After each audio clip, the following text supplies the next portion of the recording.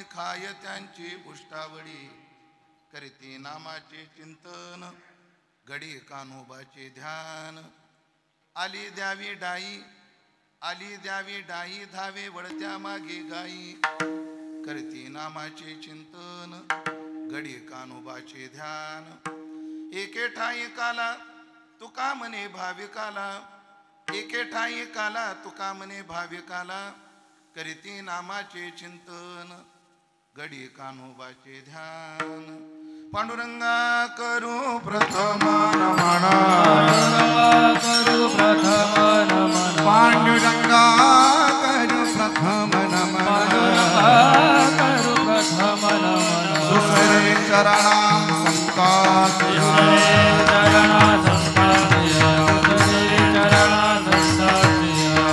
कृपा जाणे कधीचा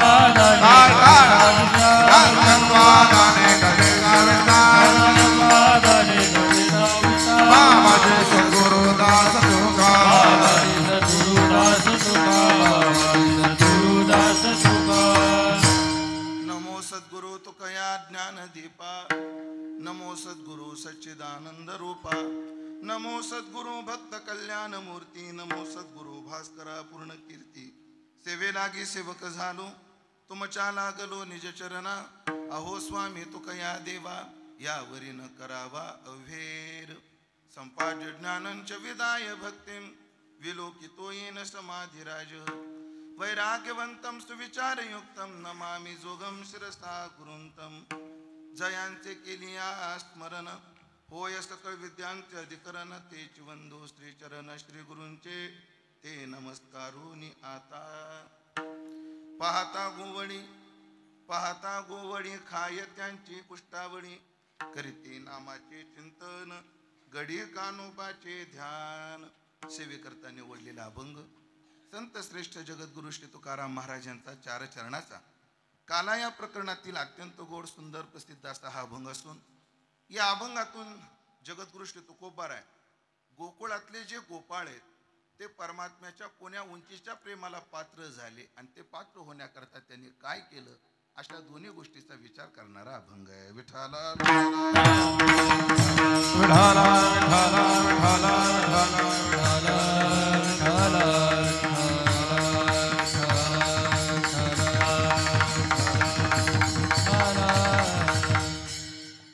कोणालाही फॅन लावायचं सुचलं त्याच्या चरणावर दंडवत आहे माझ्या त्याचं कल्याण होईल पांडुरंग त्याला आशीर्वाद दे.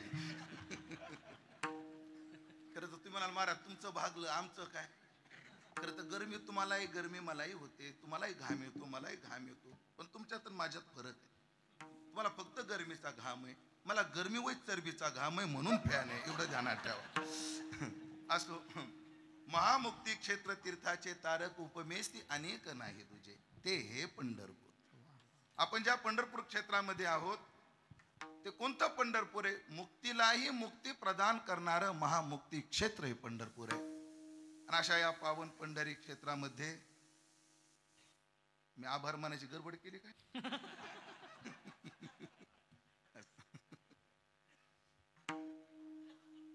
या परम पावन पंढरी क्षेत्रात भगवान पंढरीनाथाच्या दरबारात पंढरीनाथाचा जप पंढरीनाथाच्या नेतृत्वात करण्याचं सौभाग्य आम्हाला काही वर्षापासून आणि गेल्या 5 दिवसापासून प्राप्त होत आहे. की जो स्वानंद सुख निवासी गुरुनाम गुरु सद्गुरु रामचंद्र बाबा असतील म्हणजे नागपूरकर अमृतबाजी असतील आदी करून साधू संतांच्या प्रेरणेतून मला वाटतं पत्रिका द्या वैकुंठवासी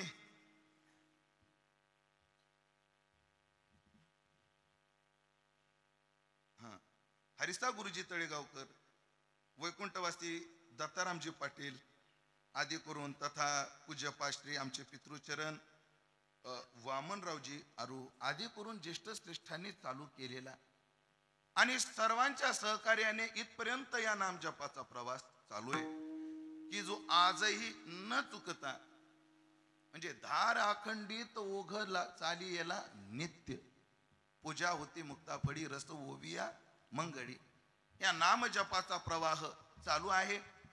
आणि मग त्याचा एक चांगला काहीतरी एक उत्सव असावा, उपक्रम असावा. मग त्या सर्व जो नाम जप करणारी नामधारक मंडळी आहेत, आपण ज्याचं नाव घेतो त्याच्या दरबारात आपली काही सेवा घडावी, या उद्देशातून दरवर्षी आपण या कार्यक्रमाचं आयोजन करत असतो. तसंच याला निमित्त कसे विठ्ठलाचा दरबार, विठ्ठल नामचे पण पुण्यतिथी विठ्ठलाची हाही त्रिवेणी इथे आहे. वैकुंठवासी श्री गुरु विठ्ठल बाबा घुले यांच्याही पुण्यतिथीचं निमित्त या उत्सवाला काय होतं, प्राप्त होतं. आणि हे निमित्त प्राप्त होताना काळ पण खूप चांगला, पितृपक्षाचा काळ आहे. अन्नदात्यांना एक विशेष सुवर्ण संधी. कारण पुत्र स्वतःला कोणी म्हणून घ्यावं, ज्याला 3 गोष्टी बापाच्या संबंधानं करता येतात, त्याला स्वतःला पुत्र म्हणून घेण्याचा अधिकार आहे. आपल्याकडे देवी भागवतात एक प्रसिद्ध वचन आहे, पुत्राचा विचार सांगणारा. जीवतो वाक्य करणात प्रत्यब्धी भूरी भोजनात गयायाम पिंडदानाष्ट त्रिभीर पुत्रस्य पुत्रता. या 3 गोष्टीमध्ये पुत्राची पुत्रता आहे म्हणे. कोणत्या 3 गोष्टी? जिवंत आहे तोपर्यंत त्याने मायबापाचं ऐकलं पाहिजे, म्हणजे सेवा केली पाहिजे. जीवतो वाक्य करणार. मृत आहे भूरी भोजनात. आपले वडील ज्या दिवसाला गेले त्या दिवसाला धरून त्यांनी अन्नदान केलं पाहिजे. भूरी भोजनात अन्नदान केलं पाहिजे. आणि गयायाम पिंडदानाष्ट, गयादी तीर्थावर जाऊन पिंडदान त्यानं केलं पाहिजे. ह्या 3 गोष्टी जो मात्या पित्याबद्दल करतो त्याला स्वतःला पुत्र म्हणून घेण्याचा काय आहे, अधिकार आहे. आणि मला वाटतं अशा आपलं पुत्रत्व सिद्ध करण्याकरता, अन्नदानाचं दातृत्व सिद्ध करण्याकरता या ठिकाणी त्या अन्नदात्यांना संधी सुद्धा प्राप्त झालेली आहे. आणि बऱ्याचशा मंडळींनी या संधीचं सोनं सुद्धा करून घेतलेलं आहे. म्हणून अशा अन्नदाते आहेत, आपल्यासारखे नामधारक आहेत. या सगळ्यांच्या समवेतात अद्वितीय आनंद आपण हा लुटतो. खरं सांगू का मंडळी, मी तुमच्या मनातलं बोलतो, कारण सगळ्याला मनातलं बोलायला इथं संधी नाही. सगळ्यांच्या मनातलं एक बोलतो. खरं सांगा, हे 6 दिवस जसे जातात तसे वर्षातले एवढ्या आनंदात कोणते दिवस जातात? कोणतेच नाही. ह्या 6 दिवसात जे समाधान आहे, म्हणून नाही त्रिभुवनी सुखया समान. बर, काळ पण एवढा चांगला निवडला, पंढरीनाथ मोकळा असतो. कुठे पंढरीनाथ? हा, तो बी पंढरीनाथ मोकळा असतो. पितृपक्षात गर्दी काय असते, थोडी कमी असते. आता जी पंढरपुरात गर्दी आहे ना, ती तुमच्यासारख्यामुळे. तुम्ही जे नामधारक मंडळी आला, तुमचीच फक्त गर्दी आहे, नाही तर गर्दी थोडी काय आहे, कमी आहे. एरवी आपण आषाढीला आल्यानंतर 48 तास दर्शन बारीला काय राहावं लागतं, उभं राहावं लागतं. फक्त तासभर देवाच्या पुढे उभं राहायचं भाग्य मिळतं. अर्धा तास, 15 मिनिटं, एक काही सेकंद. हो, देव म्हणतो काढ याला आपलं. ते मागचे लोक असतात म्हणून चला चला पुढे, चला पुढे चला. पण एरवी आपल्याला एवढं निवांत, एवढं शांत दर्शन घडत नाही. पण एकदम मोकळा काळ. बरं, इथं अजून एक जमेची बाजू आहे. ह्या काळात चंद्रभागेला पाणी बी एवढं स्वच्छ, एवढं सुंदर वाटतं, जीव द्यावा त्याच्याकरता. पाण्याकरता जीव द्यावा, जीव वाळवून टाकावा, असं पाणी, असं मला म्हणायचं होतं. पाणी वाहतं, स्वच्छ वातावरण, निवांत, पंढरीनाथ निवांत. आणि अशा काळामध्ये तुम्ही कार्यक्रम करता, खरं मानावं लागलं संयोजकाला. म्हणजे डोकं म्हणजे डोकं, वादच नाही. आणि हे कार्य घडत असताना सुंदर पंढरीनाथ महाराजांच्या नेतृत्वात, आणि ऐकलं का, पंढरीनाथ महाराज म्हणजे 1 मॅन आर्मी. काही लोकांना चिट्ट्या पट्ट्या जोडाव्या लागतात, तेव्हा त्यांच्या भजनात गोडवा येत. पण संप्रदायात एक गायक असा आहे, नुसता स्वर कानावर जरी असला तर दुसऱ्याला डोलाय लावायची ताकद ज्या आवाजात आहे, तो आवाज म्हणजे आमच्या पंढरीनाथ महाराजांचा. पण आधीची देखणी दिठी आणि वरी चंद्र सूर्य पूर्वी पाठी. ज्ञानोबा म्हणतात, आधीच नजर अशी देखणी दिठी. देखणी दिठी 2 अर्थ करायचे. दिसायला सुंदर, म्हणजे डोळे दिसायला सुद्धा काय पाहिजे, सुंदर पाहिजे. आणि डोळ्यानं दिसलंही पाहिजे, सुंदर दिसलं पाहिजे. आधीची देखणी दिठी, ज्ञानोबा म्हटले. आधीच डोळे काय आहेत, अत्यंत सुंदर आहेत. किती सुंदर आहे, पद्मदळेशी इसाळे भांडती जी डोळे. पद्मदळाशी सुद्धा भांडण करतील असे सुंदर, नाजूक. पुढचं नाही म्हणायचं आता. हा, अशी सुंदर नजर आहे आणि दिसायला सुद्धा गुरुजी कसं आहे, अत्यंत सुंदर दिसतं त्याला. आणि त्याच्यावर त्याला मदत केली चंद्राने सूर्याने. मग काय बाबा म्हणले ज्ञानोबा, आधीची देखणी देठी आणि वरी चंद्र सूर्य पूर्वी पाठी. आधीच दिसायला सुंदर डोळे, त्याला दिसतं चांगलं, आणि पुन्हा चंद्र सूर्याने प्रकाशानं काय केलं, सहकार्य केलं. तसं पंढरीनाथ महाराजांचा आवाज आधीच गोड, आणि पुन्हा आमच्या चंद्रकांत महाराज, आमचे दीनानाथ महाराज, कुलदीप महाराज, कोमल महाराज, सोपान काका, या मंडळीने त्याला दिलेली साथ म्हणजे आधीची देखणी देठींवरी चंद्र सूर्य पूर्वी. या कलाकार मंडळी महाराज जे कलाकार येऊन गेले ना, मला वाटतं कुंदन महाराजही येऊन गेले. कुंदन 2 दिवस कुंदन महाराजही होते. हे मोठे मोठे गायक आहेत ना, त्या गायकांची वेळ मिळत नाही.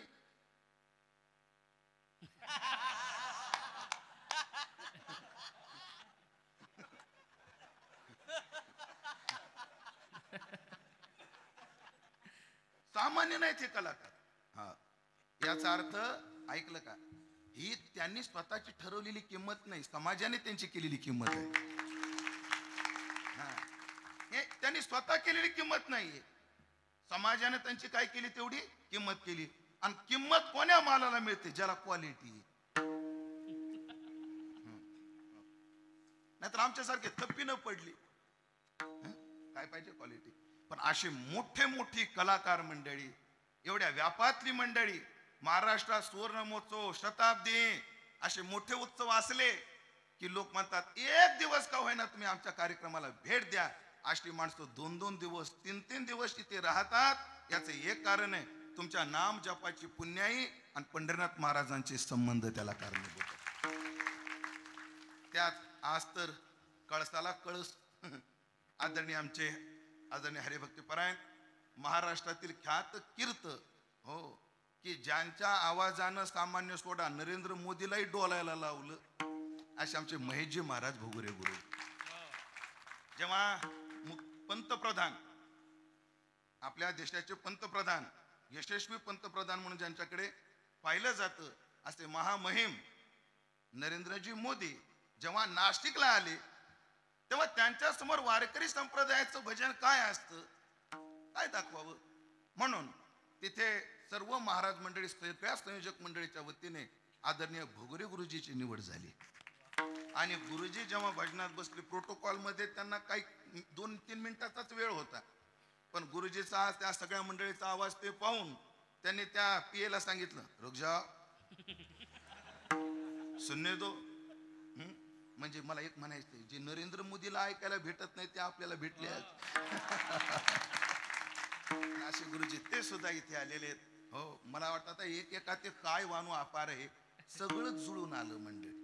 सगळं जुळून आल्याशिवाय जमत नाही. हो, किती मसाला असला तरी फोडणी जमली पाहिजे.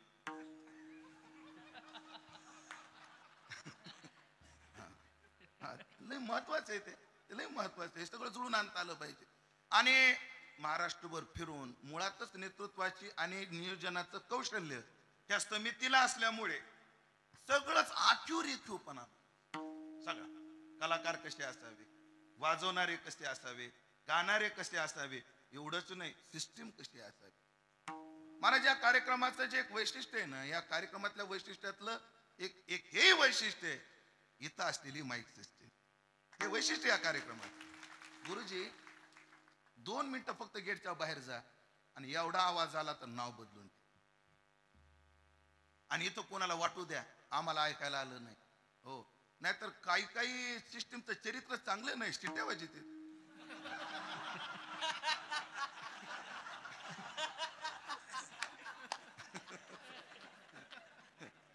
काही सिस्टीम कॅरेक्टर लेस सिस्टीम मारा, नुसत्याच शिट्या मारतात. पण या सिस्टीमचं वैशिष्ट्य चू नाही का, चा नाही, काय नाही, सगळ्या नावात. आणि संप्रदायात ह्याचा आदर्श घेतला पाहिजे बाळू महाराज. नाहीतर आपण वारीमध्ये पाहतो, हो, 4 करणी असतात. किती? 4 करणी. आणि गायला 3 असतात, 1 वाजवायला आणि 2 गायला. पक वाजायला शाई नसती, गाणाऱ्याला अक्कल नसती. पक वाजायला शाई नाही, टंग टंग टंग टंग टंग टंग टंग टंग. त्याला कोणती शाई म्हणजे? 5 शाई. आणि ती उंदरानं कुरथडलेली अशी शाई. नुसता सगळ्यांना नुसतं डोकेदुखी. पण एवढ्या क्वालिटीचा कार्यक्रम असून सुद्धा शेजाऱ्या पाजाऱ्याला सुद्धा त्रास नाही आणि आपल्याला आनंद लुटता यावा म्हणून सिस्टीम सुद्धा एकदा टाळ्या वाजवा सिस्टीम करता. म्हणून सगळंच आखीव रेखीवपणा कीर्तनकाराची निवड कशी असावी कायम आपल्याकडे विचार केला जातो. आज संप्रदायामध्ये लाखानं कीर्तनकार आहेत. मी काय म्हणतो लाखानं कीर्तनकार आहे. पण आजही प्रश्न आहे पाटील कीर्तन ठेवायचो कोणात. किती मोठी शोकांतिका ही संप्रदायापुढे आहे ना. हो पण त्यातही कोणाला निवडावं या लोकांना काय ऐकायला द्यावं. कारण काय सुगरण हुशार पाहिजे. तिला कळालं पाहिजे कोणाला काय खाऊ घालायचं. सुगरण हुशार पाहिजे म्हणून इथं केलेली कीर्तनकाराची निवड. हो पहिल्या दिवशीचाच कीर्तनकार एवढ्या उंचीचा.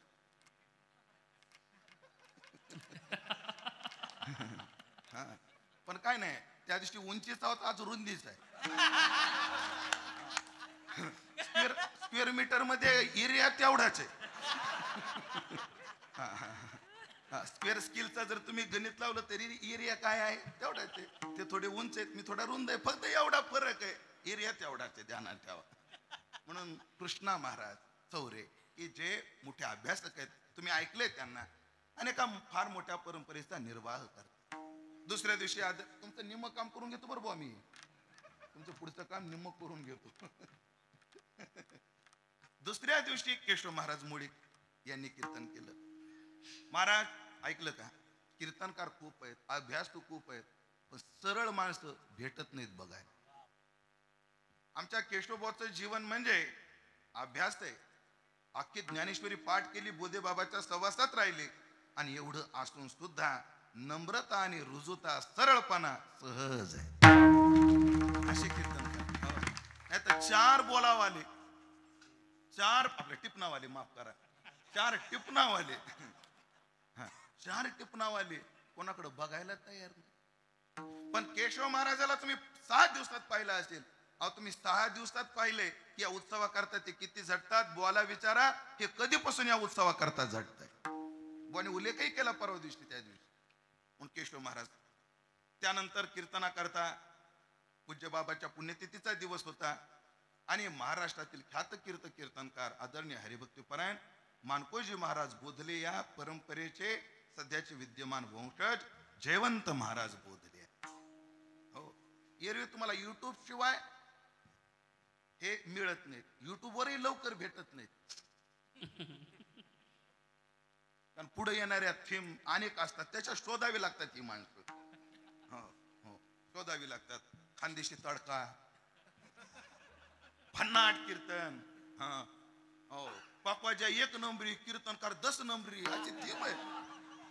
अशा थीम आहेत त्या युट्यूबला बघा तुम्ही.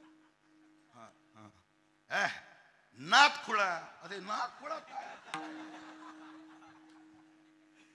ह्याच्यातलं एकही वाक्य खोटं नाही. खोटे असेल तरी युट्यूबची पुस्तक.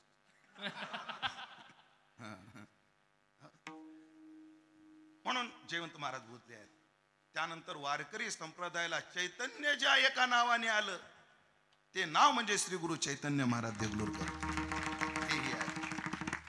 हो कारण काय चैतन्याबद्दल वेद माग फिरता तर उमेशानं काय बोलावं. श्री गुरु चैतन्य महाराज आले. नंतर काल रात्री जगद्गुरु तुकोबारायचे विद्यमान वंशज हो हो परंपरेतला एक वंशज एक पाईक एका परंपरेचा मालक एवढ्या सरळ स्वभावाचा असू शकतो. एवढ्या उपाधीतला माणूस एवढा सहज आणि सरळ असू शकतो. याचं उत्तम उदाहरण म्हणजे श्री गुरु कान्होबा महाराज देव. हेही आहे आणि तुमच्या नशिबाला आज मी आलो आता करता कीर्तन करायची निवड सुद्धा. आणि मी माझं भाग्य समजेन. मी माझं भाग्य काय समजेन या कार्यक्रमाच्या नेतृत्वात माझा तिळभर जरी योगदान नसलं तरी प्रत्येक कार्य मला एवढं मोठेपण देतात आदरणीय पंढरीनाथ महाराज. कीर्तन कोणाची घ्यायची स्थळ कोणतं निवडायचं इथून ते मला विचारतात. मला विचारण्याची काही आवश्यकता नाही पण ते मला काय देतात तेवढा मान देतात सन्मान देतात. आणि ऐकलं का असा सन्मान मिळतो. असा सन्मान जेव्हा मिळतो ना अशा मोठ्या माणसाकडून लोक जेव्हा मला म्हणतात ना कधी कधी, नाही नाही महाराज तुम्ही कमी काळात लय गाजवलं राव, असं लोक म्हणतात. नाही नाही काही नसताना तुम्ही फार मोठं नाव टप्पा गाठला हो, लोक म्हणतात. तेव्हा मला त्यांच्या बोलण्यावर विश्वास बसत नाही, कारण यांनी असं बोलून बोलून लय वाटायला लावले हे मला माहिती आहे. त्यांनी असं बोलून बोलून खूप वाटायला लावली ह्याचं मला काय ज्ञान आहे. मला त्यांच्या बोलण्यावर विश्वास बसत नाही. पण जेव्हा केव्हा पंढरीनाथ महाराजासारखा एखादा साधू, एखादा महात्मा, किंवा तो जेव्हा मला एक या विठाला विठाला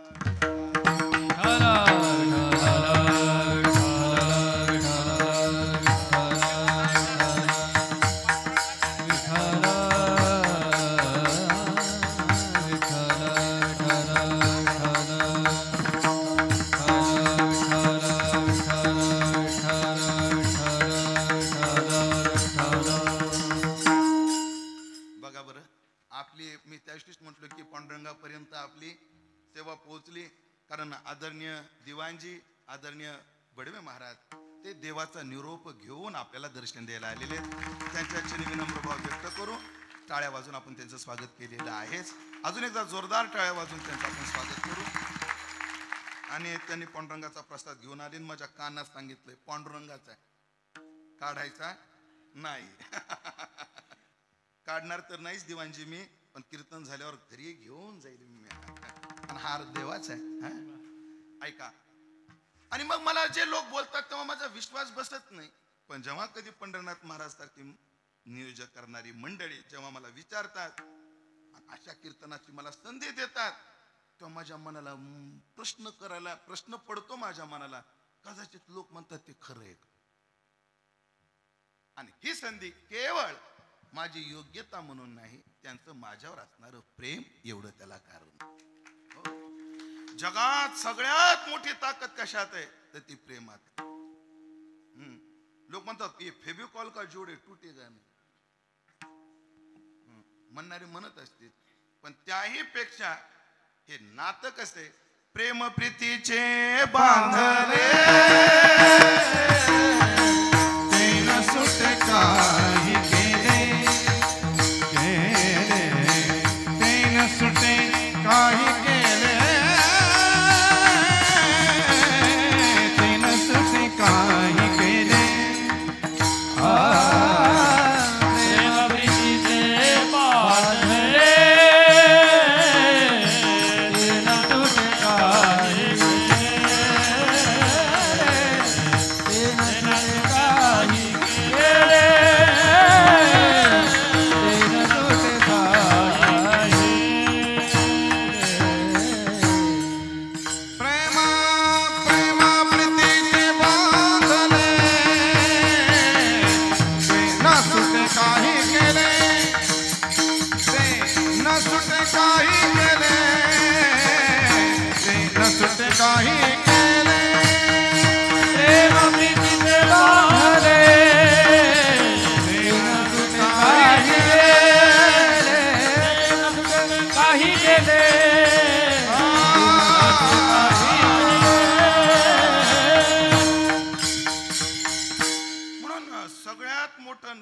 ते म्हणजे प्रेमाचं नातं.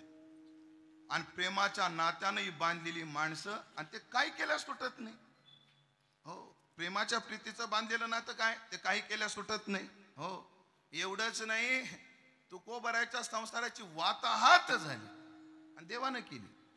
हो, जाणीवपूर्वक बोलतोय मी, देवानं केली. कारण देव भक्ताला गे करून दे संसार, अंगी वारावार कोरणी ठेवी. तुकोबाराच्या संसाराचं वाटोळं कोणी केलं? देवाने केलं. पण ऐकलं का, देवानं वाटोळं केलं पण तुकोबाराचं प्रेम कमी नाही झालं. का नाही झालं? प्रेमाचं बंधन असे काही केले न तुटे. काही केलं ते काय होत नाही, तुटत नाही. पण थोर थोर मंडळी एका प्रेमापोटी एका सूत्रात पंढरीनाथ महाराजांनी आणून बांधलं. एका प्रेमाच्या सूत्रात काय आपण सगळं आयोजन केलं, पण हे टाळकरी जर दिसले नाही आणि ती या वेशात दिसले नाही, समाधान होईल? शोभा येईल का? हो, शोभा. मंडपाला, लग्न मंडपाला शोभा कधी? वराड्यामुळे जेवाय का? नवरदेव नवरी नसलेच, तो मंडप अर्थहीन होतो. आणि तिथे जर फिरणारे वाजवणारे नसेल तर मंडप अर्थशून्य होतो. हो, तसं या मंडपामध्ये कीर्तन जर नसतं तर मंडप शून्य झाला असता, आणि टाळकरी नसते तर या उत्सव अर्थशून्य झाला असता.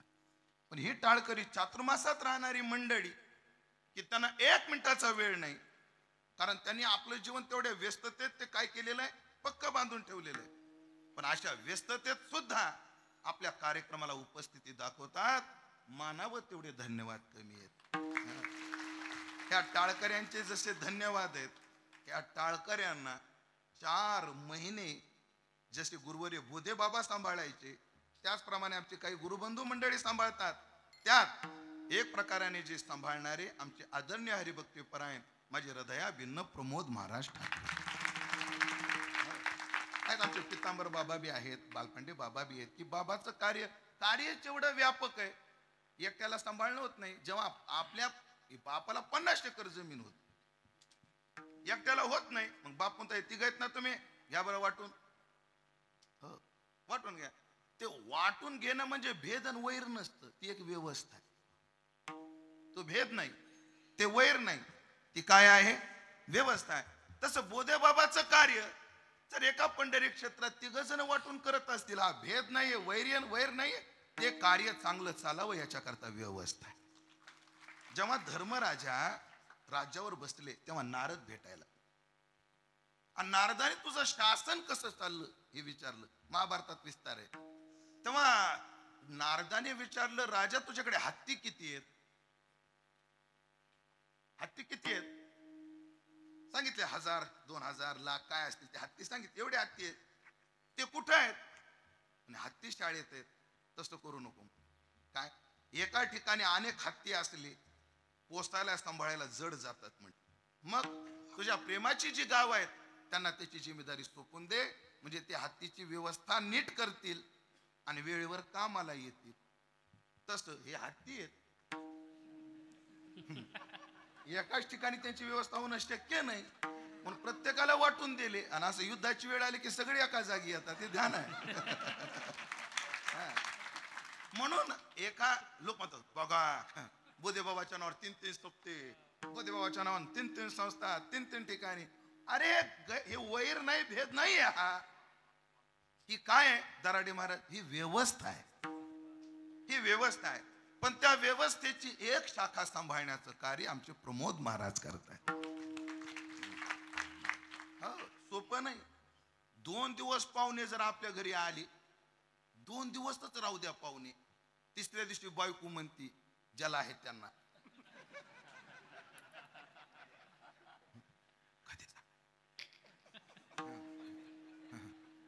आते किती काय इथं किती दिवस राहणार आहे? ते किती दिवसात?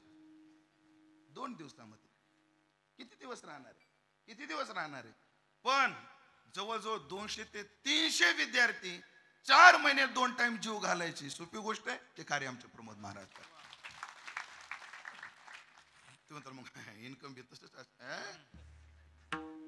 लोकांचा एवढाच हिशोब, मंडप कितीचा असेल. आता महाराज इनोवा मध्ये आला, त्याला कसं परवडतं? तू हप्ते भरतो म्हणून परवडतं, नाही तर काय परवडायचं? मला परवडलंच नसतं, तू हप्ते भरतो म्हणून परवडायला लागले. त्याचा भाव पहा. म्हणून सगळे बाबाच्या पश्चात बाबावर प्रेम करणारी, ह्या कार्यावर प्रेम करणारी मंडळी त्यांना सहकार्य करतात आणि ते कार्य करतात. आणि सहकार्यानं चालवलेलं कार्य सहकार्यानेच त्याला शोभा जशी येते तसे असे कार्य असले की या सगळं टाळकऱ्याचं सहकार्य ते करतात. आणि या सगळ्या मिलापानं हा उत्सव संपन्न होतो आहे. आणि आज आपण त्याच्या समारोपामध्ये उपस्थित आहोत. मग या समारोपामध्ये आज काला घ्यायचा आहे, आज आपल्याला प्रसाद सेवन करायचा आहे. आणि मग काय, कर्मण्यवाधिकारस्ते मा फलेषु कदाचन. तुझा कर्मात अधिकार आहे, फलामध्ये तुझा अधिकार नाही.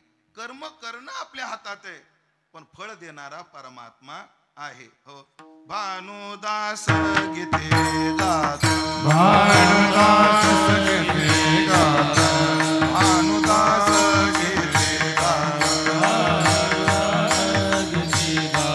प्रसाद देतो पंढरीनाथ, प्रसाद देतो पंढरीनाथ.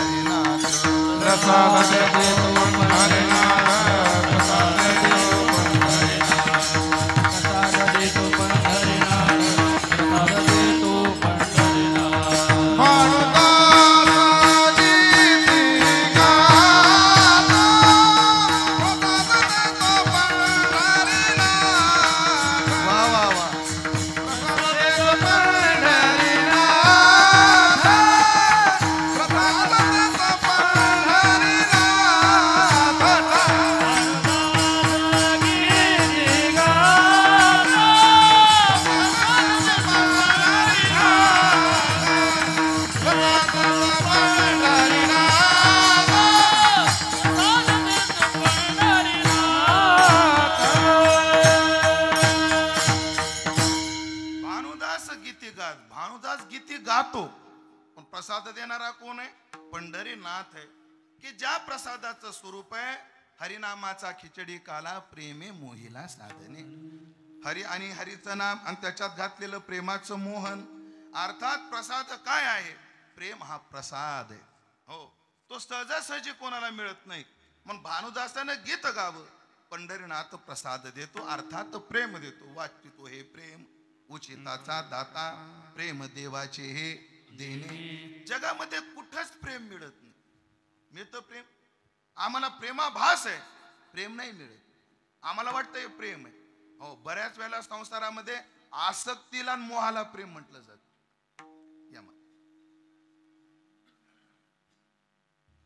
असते ती आसक्ती, हो, पण आहेत म्हटलं काय जातं? प्रेम आहे. हो, त्याला प्रेम म्हटलं जातं. आसक्तीला प्रेम कधी कधी असतो विकार, असतो विकार, आणि त्याला काय म्हटलं जातं? प्रेम म्हटलं जातं. पण प्रेमाची परिभाषा फार आगळी आणि वेगळी आहे. ज्याला प्रेम कशाला म्हणतात? जे गुणरहित आहे, जे कामना रहित आहे, जे अविच्छिन्न आहे, सूक्ष्मतर आहे, प्रत्येक क्षणाला वाढणार आहे, आणि जे अनुभव रूप आहे. अशा 6 लक्षणाने प्रेमाचा विचार कुठे केलाय? नारद भक्ती सूत्रामध्ये केलाय. असं जे निक प्रेम आहे, असं प्युअर प्रेम आहे, ते मिळत नाही. महाराज, तुमच्या मागणं पुढं पुपुटा उड, तुम्हाला काय कळतं प्रेम? आम्हाला मिळतं ना प्रेम. ते प्रेम तुम्हाला वाटतं ते प्रेम आहे? प्रेम आहे. महाराज गांभीर्याने नामदेवरायचा अभंग आहे, रोज वाचला पाहिजे सगळ्या वारकऱ्यांनी. हो, आणि अभंग आहे, अंतकाळी मी परदेशी ऐशे जाणून मानसी, आहे की नाही? त्याच्यामध्ये देह संघाची कामिनी ती तव राहिली सदनी, आणि जळत तसे स्मशानी आगीस्तवे एकला, माय बापाचा कळवळा काय सांगू रे गोपाळा, जेव्हा लागली यमशृंखळा तेव्हा दुरी राहिली. सखे आले, मित्र आले, तेही स्मशानी परत आले. सगळ्या प्रेमाचं तिथं वर्णन केलंय. निक प्रेम कुठं मिळतं? फक्त परमात्म्याजवळ मिळतं, भक्ताजवळ मिळतं. आणि ते कोणाला मिळतं? कोणालाही नाही मिळत.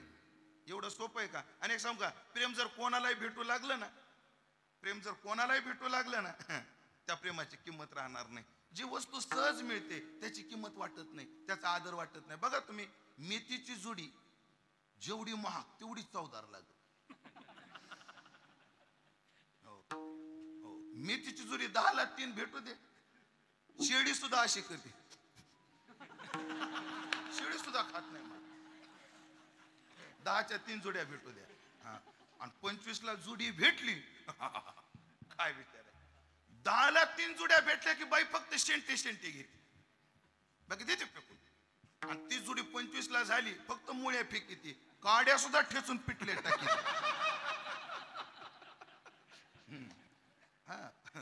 जी वस्तू जेवढी दुर्लभ आहे तिची किंमत माणसाला तेवढीच वाटत असते. आणि जेवढी सुलभ झाली, म्हणून पहा ना, एसटी न येणारा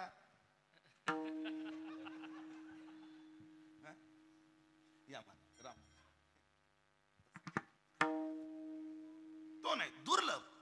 म्हणून प्रेम जर कोणालाही मिळू लागलं, त्या प्रेमाची किंमत राहणार नाही. आणि हा हे प्रेम खास परमात्म्याचं प्रेम कोणालाही मिळालं नाही. कोणाला नाही? हा, जवळच्याला मिळालं नाही. जवळच्या सगळी उदाहरणं सांगायला भरपूर वेळ आपल्या, म्हणजे भरपूर उदाहरण आहेत. पण मुद्द्यावर यायचं ठरलं तर देवाचं प्रेम त्याच्या बायकोला सुद्धा भेटलं. कोणाला? बायकोला. ती बी सख्या. देवाला सख्खी बायको एक आहे, प्रासंगिक अनेक आहे. नाही, खरंय ना? हा ना, रुक्मिणी एक सख्खी बायको, सत्यभामा आणि जामवंती सेमंतकामुळे आल्या, मित्रविंदा तपाना आली. हो, आणि राहिलेल्या 16,100 त्या भौमासुराच्या कैदेतल्या मोकळ्या केल्या. आणि त्या म्हटल्या, वा वा, तुम्ही आम्हाला सोडवलं. म्हणे, जात आपापल्या घरी.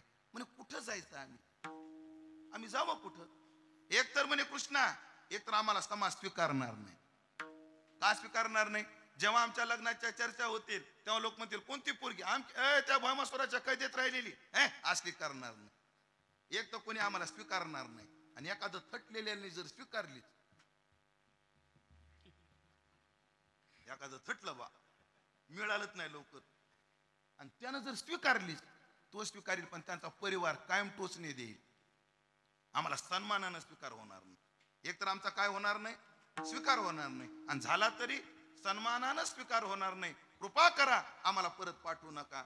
महाराज बस असे का या म्हणले. आणि एकाच मंडपात 16,100 नवऱ्या हार घेऊन उभ्या होत्या, आणि पठ्ठा एकच नवरदेव इकडून उभा होता. शुभमंगल. किती गोड वाटलं. हे ईश्वर लयच आवडतात लोकांना. जसं एखाद्या पक्षामध्ये एखादा दुसऱ्याचा कार्यकर्ता आला की जसा पुढाऱ्याला आनंद, तसा संसारिकाला आनंद. हा स्वर ऐकला की आलं आपल्या पक्षात कोणतरी आलं. पण त्याची सख्खी बायको ओवीच तशी, म्हणून मी शब्द वापरला बरोबर, ओवीच तशी. लक्ष्मी माझी एवढी जवळीक, पण तीही न लाहे या प्रेमाचे बी. एवढंच नाही, रमा माझी पट्टाची राणी. नाथ बाबा बोलले, रमा माझी पट्टाची राणी, पण ती तव सेवेसी लाविली चरणी. खांदी वाहिल्या गवळणी भक्त शिरोमणी गोपिका. म्हणजे जे लक्ष्मीला मिळालं नाही, जे देवाधिकांना मिळालं नाही, जे तप्याला मिळालं नाही, जप्याला मिळालं नाही. आपल्या इकडं ते फड परंपरेत एक चरण म्हटलं जातं, म्हणू का? कसं करू? नयेची योगी ध्यानारे, सांगाती अमुचा कानारे. योगी ध्यानारे, सांगाती अमुचा कानारे. नयेची योगी ध्यानारे, सांगाती अमुचा कानारे. नयेची योगी ध्यानारे, सांगाती अमुचा कानारे. वैकुंठीचा राहणारे, सांगाती अमुचा कानारे. वैकुंठीचा राहणारे, सांगाती अमुचा कानारे. वैकुंठीचा राहणारे, सांगाती अमुचा कानारे. वैकुंठीचा राहणारे, सांगाती अमुचा कानारे. नयेची योगी ध्यानारे, सांगाती अमुचा कानारे. नयेची योगी ध्यानारे, सांगाती अमुचा कानारे. सांगाती अमुचा कानारे. सांगाती अमुचा कानारे. वैकुंठीचा राहणारे, सांगाती अमुचा कानारे. वैकुंठीचा राहणारे, सांगाती अमुचा कानारे. वैकुंठीचा राहणारे, सांगाती अमुचा कानारे. वैकुंठीचा राहणारे, सांगाती अमुचा कानारे. सांगाती अमुचा कानारे. सांगाती अमुचा कानारे. सांगाती अमुचा कानारे.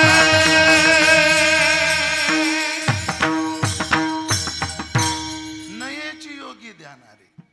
योग्याच्या ध्यानात येत नाही. योग्याचे ध्यानी ध्याताना तुळशी. जो तू आम्हापाशी मागे पुढे, असं जे योग्याला मिळत नाही, जप्याला मिळत नाही, तप्याला मिळत नाही, ते प्रेम या गोकुळातल्या लोकांना मिळालं. कोणाकोणाला मिळालं? गोकुळच्या गवळीया, गोपी गोधना सकळा हरिसुख भावले रे. त्या हरीचं सुख, प्रेम सुख त्यांना प्राप्त झालं, सगळ्यांना प्राप्त झालं. पण आज आपल्याला भाग्याचं वर्णन करायचं गोपाळांच्या. गोपाळांतला आगळं वेगळं प्रेम मिळालं. पण प्रेम आहे ना, की मूर्त वस्तू नाही. प्रेम सांगून प्रगट होत नसतं. नाहीतर जे बोलून प्रगट होतं ते प्रेमच नाही. वैकुंठवासी अण्णा म्हणायचे, हो म्हणजे प्रमांतर आहेत. प्रेम म्हणे सांगता, बोलता, दाविता, अनुभव चित्ता चित्त जाणे. हो, नाहीतर धुंडा महाराजाचं एक रेकॉर्ड ऐकलं होतं. हे संसारातलं प्रेम कसं, एक बायको आपल्या नवऱ्याला म्हणू लाग, ध्याने. महाराजांचा आवाज शेवटी शेवटी असता. आता महाराजांचं ऐकलेली मंडळी येतात, आम्ही काय सांगू, आम्ही रेकॉर्ड ऐकलं ते सांगतो. आणि ह्या दृष्टांतात हे पहा, जुन्या लोकांचा विनोदाचा दर्जा काय होता. हो, हे मंडळी विनोद केले नाही असं नाही. कारण आज शांताची या घरा, राजूभाऊ कसं अद्भुत आला आहे पाहुणेरा, आणि येराई रसा पंक्ती करा झाला मान, मानू मान. आज 11व्या अध्यायात बोलताना 11व्या अध्यायाच्या प्रस्तावनेत ज्ञानोबराच्या आज शांताची या घरा. कारण गीता हा कोणता रस आहे? नुसतं धीच शांती कथा. ही कथा कशी आहे? हो, शांत रसाचे भरते, ओसंडता आहे पात्राते, है ना. गीता हा रस कोणता आहे? हा शांत रस आहे. पण 18ही अध्याय तत्वज्ञानाचे असल्यामुळे तो शांत रस आहे. पण ज्ञानोबा म्हणतात 11व्या अध्यायामध्ये अद्भुत पाहुणा आला. आणि ते विश्वरूप दाखवणार आहे ना, जे कधी न पाहिलं अभूतो. भूतकाळात जे पाहायला भेटलं नाही ते अभूत असं पाहायला भेटणार आहे म्हणून अद्भुत. असा रस आपल्याला पाहायला भेटणार आहे. पण येतं शांताची या घरा अद्भुत आला आहे पाहू नाही रा, पण येराई रसा पंक्ती करा झाला मान. पण अन्य रस काय हाकालून द्यायचे का नाही, त्याही रसाला त्या पंक्तीला काय आहे सन्मान आहे. म्हणजे कीर्तनात विनोद नसला पाहिजे का, असला पाहिजे. त्याला पंक्तीत मान असला पाहिजे. पण कसं पंक्तीमध्ये कसं असतं की मुख्य माणूस मुख्य सिंहासनावर असतो, बाकीचे बाजूला. आपल्या दौऱ्यामध्ये कसं असायचं, जेवणाचे ताट वाढले की एक संयोजक असायचा. नतुसिंग बाबांनी कुठं बसायचं, बोधे बाबांनी कुठं बसायचं, कृष्णादेवाने कुठं बसायचं आणि बाकी विद्यार्थ्यांनी कुठं बसायचं. हा सन्मान राखला, हा भेद नाही. मगाशी बोललो ना, हा भेद नाही. पुन्हा ही व्यवस्थाच आहे, ज्याच्या त्याच्या सन्मानाची केलेली ही व्यवस्था आहे. तात्पर्य ऐका मंडळी, की मुख्य शांत रस आहे, अद्भुताच पाहुणा आहे आणि पाहुण्याबरोबर आलेले अन्य रस आहे. पण त्या विनोद रसाचा दर्जा कसा आणि किती या दृष्टांतात पहा. दोंडा महाराज म्हणायचे, बायको नवऱ्याला म्हणू लागली, धने माझं तुमच्यावर फार प्रेम आहे. धने ऐका ना, माझं तुमच्यावर फार प्रेम. धने आजकाल तुम्ही माझं ऐकतच नाही, ऐका ना, माझं तुमच्यावर फार प्रेम. धने माझं तुमच्यावर फार प्रेम आहे, तेवढा धुना पिळून टाकता का.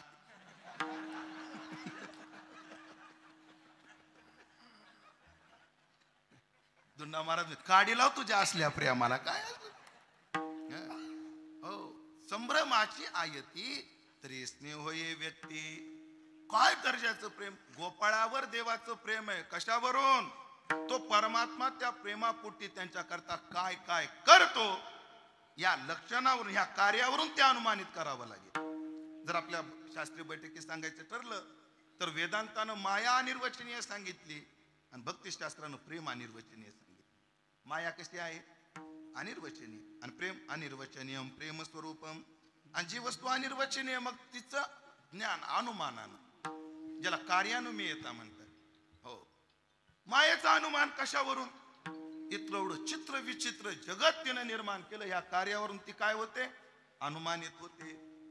तसं प्रेम संभ्रमाची आयती तरी स्नेह हे व्यक्ती, व्यवहार काय करतो त्याच्यावरून. मग परमात्म्यानं गोपाळावर प्रेम केलं कशावरून, त्या प्रेमाची 3 लक्षणं 3 कार्य, अर्थात त्याला अनुमानित करण्याकरता 3 चिन्ह 3 लिंग तुकोबारांनी या अभंगात दिले. त्यातलं पहिलं लिंग पहिल्या चरणात आहे. पाहता गोवणी, पाहता गोवणी, पाहता गोवणी, पाहता गोवणी,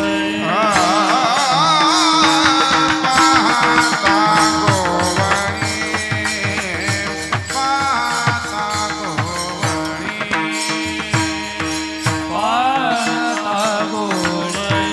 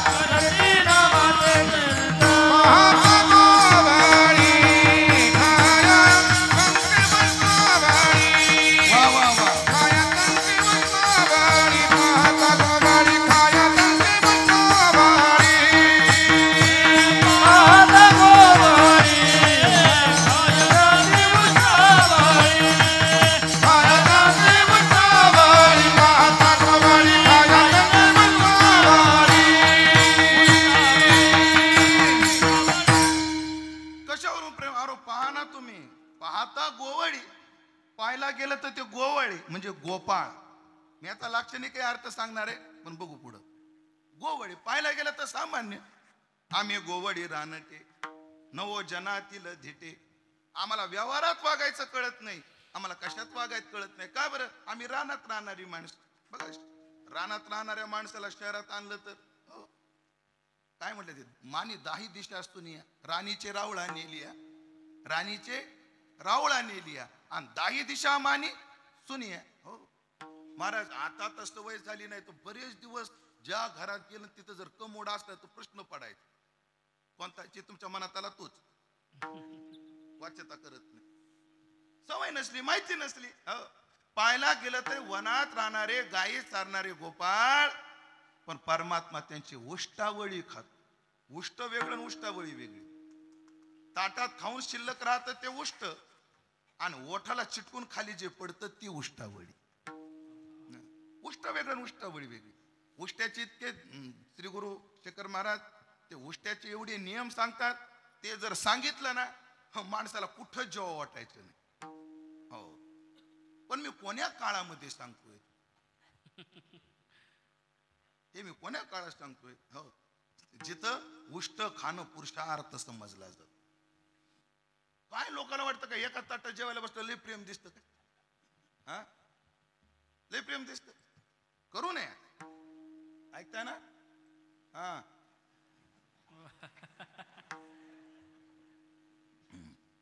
ते उष्ट आहे. पण उष्टावळी कशाला म्हणतात? जे तोंडाला चिटकून म्हणजे लाळीनं मिश्रित होऊन खाली पडतं ती उष्टावळी. हो, ऐकलं का? परमात्मा त्यांची उष्टावळी खातो. त्याला एक उदाहरण सांगितलं जातं.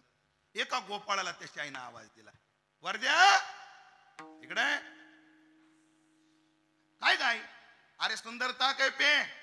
वरद्यानं ताकाचा तांब्या घेतला, तोंडाला लावला, कारण ते ताक बी एवढं चवदार, कारण गावरान जर्सीच. या दादा बसा बसा बसा, आहेत बसा, हनुमंतराव बसा बसा. तर ते एकदम चवदार गाई, गोकुळच्या त्या गाई म्हशीच खान सगळं रानमळ्याच. आणि उगीच कशाला चाकून बघायचं. आजही सांगतात, हो दादा, बांधून ठेवलेल्या गायीपेक्षा जी फिरून गाय खाते तिच्या दुधात कस चांगला, आणि त्यातली त्यात दावणीला खाद्य टाकून टाकून दिलेलं दूध आणि डोंगरात चरून आलेल्या गायीचं दूध, ह्याच्यात जमीन आसमानाचं अंतर आहे. कारण डोंगरात ती अनेक प्रकारचे झाडपाले खाते, त्याची एक रसतेता वेगळी. हो, आणि दावणीवर टाकून खाल्लेलं वेगळं. हो, ऐकलं का? आपण फार मोठ्या संकटातून वाचलोय आता, ज्याच्यामुळे डोनाल्ड ट्रम्प चिडला आपल्यावर.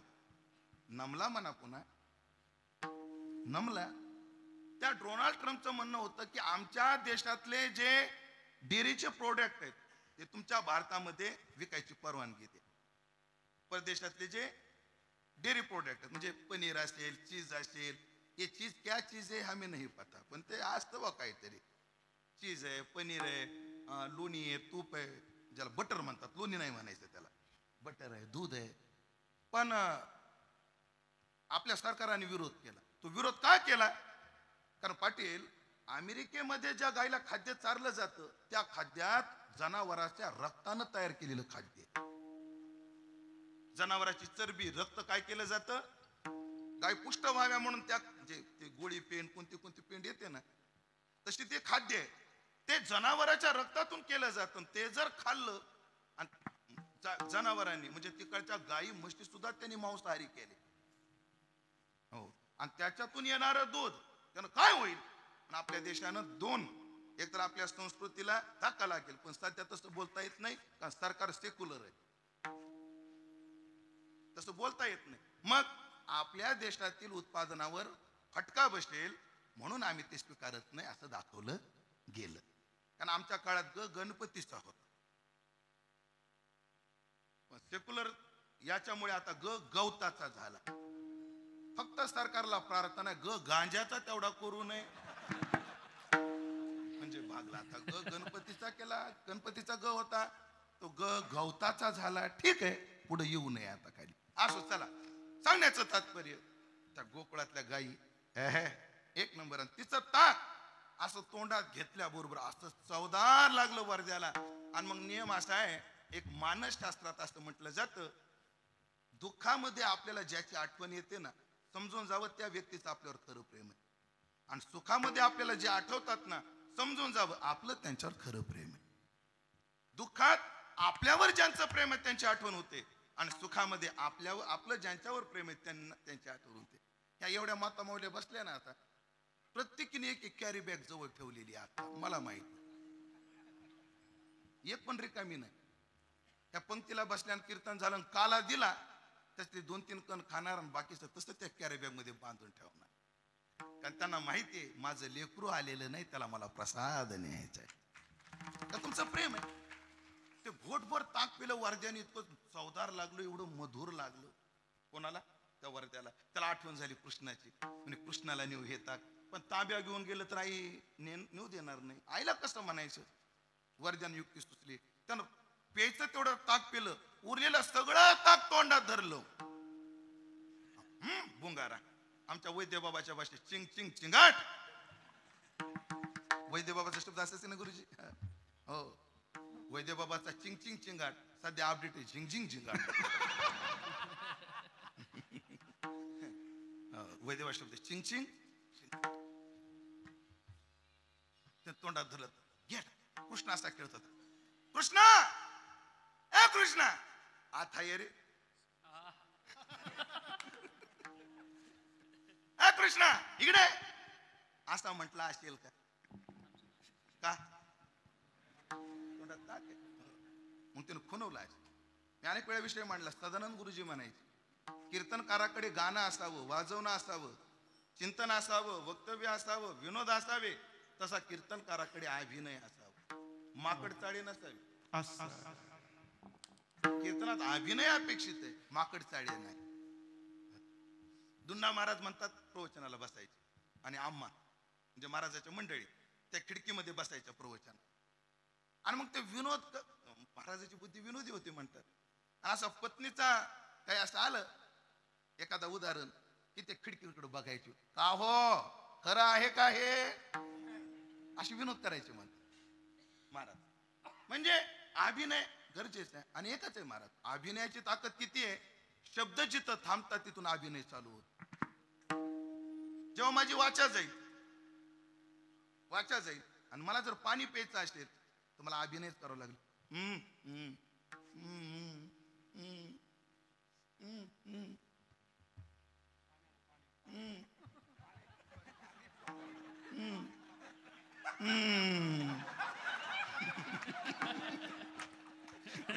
ते म्हणतात पंढरपुरातलं कीर्तन आहे, कीर्तनात पाणी प्यायचं नाही. जाऊ दे.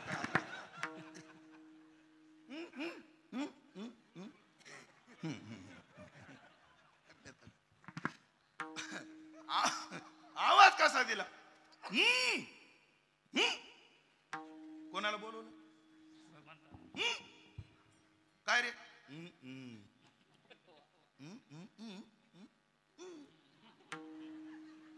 ह्याला कळण्यासारखा न कळण्या एवढा वेड आहे का? पण काय प्रेमामध्ये सुद्धा एक अज्ञानाचं सोंग पाहिजे. त्या प्रेमाच्या छटा अजून निर्माण होतो, अजून निर्माण. ए काय बोलतो ते ऐक बरं, ते तोंडाने बोल, ते कळत नाही. त्या गोपाळाला राग येत होता, कृष्णाचा पण ताकाचा पण, कारण दोघंही ऐकत नव्हतं. कृष्णही ऐकत नव्हता आणि ताकही ऐकत नव्हतं. कृष्ण ऐकत नव्हता, तोंड उघडत नव्हता, आणि ताक ऐकत होत घोटा घोटा, ते खाली चाललं होतं. दोघंही ऐकत नव्हतं. वर्ध्या सुद्धा कोल्हापूरला कुस्ती खेळून आलेला होता. वर्ध्यानं असा कृष्णाच्या पायात पाय टाकला, आडवं पाडलं, कृष्णाचं नाक दाबलं, तोंड उघडलं, आणि वर्ध्यानं तोंडातली ताकाची गुळणी टाकली, आणि त्याने सुद्धा गवणीयाची ताक पिली, गवणीयाची ताक, गवणीयाची ताक पिली, गवणीयाची ताक पिली.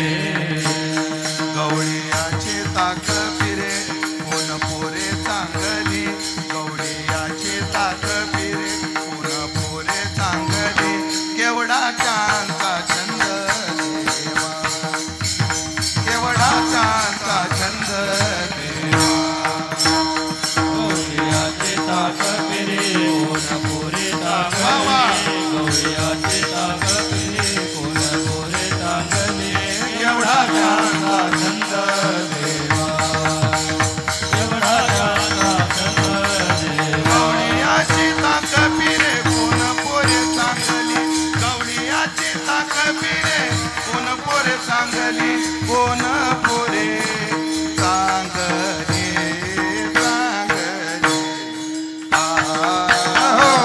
केवढा त्यांचा छंद देवा केवढा त्यांचा छंद देवा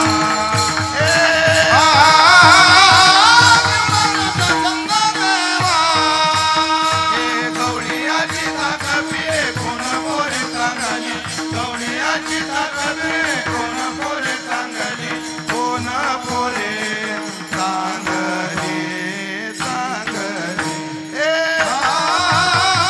केवढा त्यांचा छंद देवा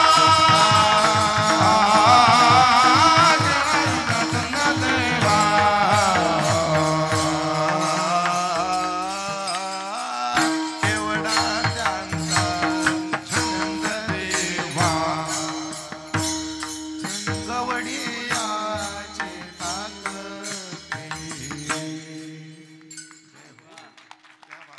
गवळी देवानं मटा मटा पिऊन घेतलं खाय त्यांचे पुष्टावळी खातो त्यांची किती प्रेम आहे असंच माझं कीर्तन ऐकलं आणि एकाने प्रयोग घरी जाऊन केला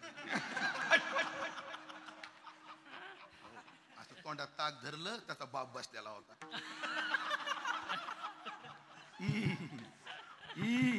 बाबा काय रे काय काम आहे? बाप आडवा पाडला आणि त्याच्या तोंडात गुळणी टाकली पुन्हा महिन्यानंच भेटला मला मला महिनाभर कुठं होता म्हणे हॉस्पिटल म्हणे का बापानं एवढं मारलं 3 हाडं मोडले म्हणलं आता त्याच हा प्रयोग तुम्ही करू नका ध्यानात राहू आणि करायचा असला तर अपघात झाला तर संस्था जबाबदार राहणार नाही आपापल्या जिम्मेदारीवर गवळीयाची ताक पिरे कोण पोरे चांगली काय महाराज प्रेम एवढंच नाही महाराज जसं गोपाळाला कृष्णाचं प्रेम आहे कृष्णालाही गोपाळाचं प्रेम आहे आज आपल्या बोधे बाबाचा माल काढू आणि काय झालं मग हे सगळे गोपाळ या गोकुळात भगवंत खोड्या करायला लागले यशोदा म्हणले कृष्णा उद्यापासून वनात जायचं भगवान म्हणले ठीक आहे दादा तुमच्याकरता वाक्य वापर ठीक आहे सच्चा कार्यकर्त्याला कुठे जाऊन कार्यच करायचं मग बारामती काय माडा काय भगवंताने आपलं कार्यक्षेत्र बदललं आणि गोपाळानं आवाज दिला आता तुम्ही माझे गोपाळा मी ज्या स्वरात आवाज देईल त्या स्वरात मला उत्तर द्यायचं गोपाळांनो स्वर वाढायला लागलाय स्वर मापा ठेवायचा एक्स्ट्रा जागा काढायच्या नाही गोपाळांनो गोपाळांनो गोपाळांनो गोपाळांनो तुम्ही गाया घेऊन सारे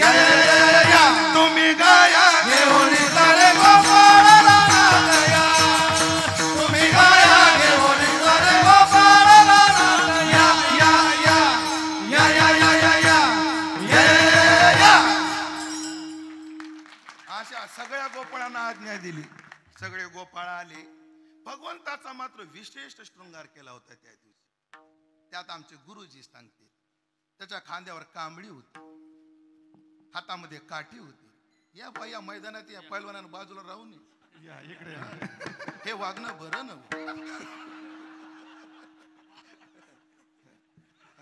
अहो चिंतन तुम्ही काय मच ऐकताय का नाही मला ऐकून तुम्ही उघडून पेले मला ऐकून उघडून पेलंय पण लक्षात होते उघडून बी मी एवढा राहिलोय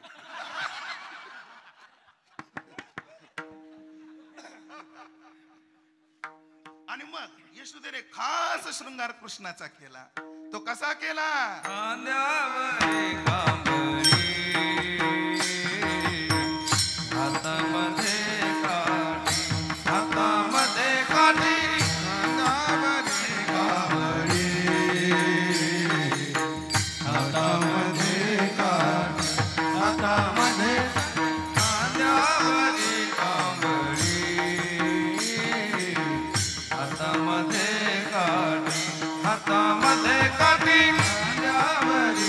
बोला हातामध्ये काठी हातामध्ये काठी सारी तसे रेणू सारी तसे रेणू सारी तसे रेणू सावळा सावळा जग जेठे राधे राधे राधे मुकुंद मोरारी मुकुंद मोरारी राधे राधे राधे राधे राधे राधे राधे मुकुंद मोरारी मुकुंद मोरारी राधे राधे सारी तसे रेणू सारी तसे रेणू सावळा सावळा जग जेठे राधे राधे राधे मुकुंद मोरारी मुकुंद मोरारी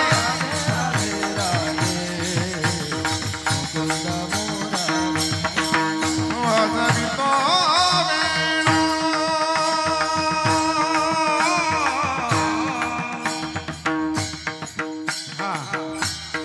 मुकुंद मुरारी मुकुंद मुरारी मुकुंद मुरारी सगळे बोला टाळी वाजवा मुकुंद मुरारी मुकुंद मुरारी मुकुंद मुरारी मुकुंद मुरारी मुकुंद मुरारी मुकुंद मुरारी मुकुंद मुरारी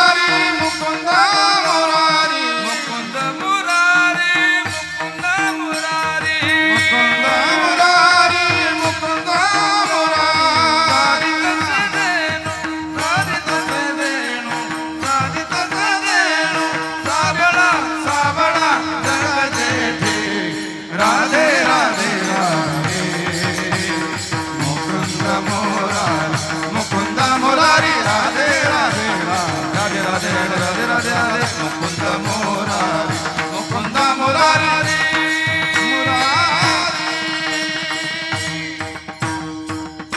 असा सुंदर शृंगार कोण बरं शृंगार करताना सौंदर्य किती जपलं मॅचिंग शृंगार आहे कालो कन्हैया कारे कमलिया आरोही जमुना पुनीर हो कारो कन्हैया कारे कमलिया आरोही जमुना पुनीर हरे मुरली बाजी रे जमुना के तीर बारी जमुना के तीर हर की मुरली बाजी रे जमुना के तीर बारी जमुना के तीर कृष्ण काळा त्याची घोंगडी जमुनेचं पाणी सुद्धा काळं घोंगडी सुद्धा काळी दिली सगळे गोपाळ घेतले वनात गेले आणि अनेक प्रकारचे खेळ खेळले कोणते कोणते विट्टी दांडू चेंडूले विट्टी दांडू चेंडूला विट्टी दांडू चेंडूला गोरी नाना खेळ मांडियेला असू द्या असू द्या दिवाळीला सगळे चाललेले फाटके काही ढमकन वाजत नाही एखादा फुसका निघत असतो त्याला काय एवढं बिघडलं लगेच लागले जमलं नाही चव गेली तसं नसतं ते मार्केट आहे महाराज विट्टी दांडू चेंडू लगोरी नाना परी विट्टी दांडू चेंडू लगोरी नाना परी विट्टी दांडू चेंडू लगोरी नाना परी विट्टी दांडू चेंडू लगोरी नाना परी खेळ मांडियेला खेळ मांडियेला खेळ मांडियेला यमुने जाती खेळ मांडियेला यमुनेच्या तीरी गाई गोपाळ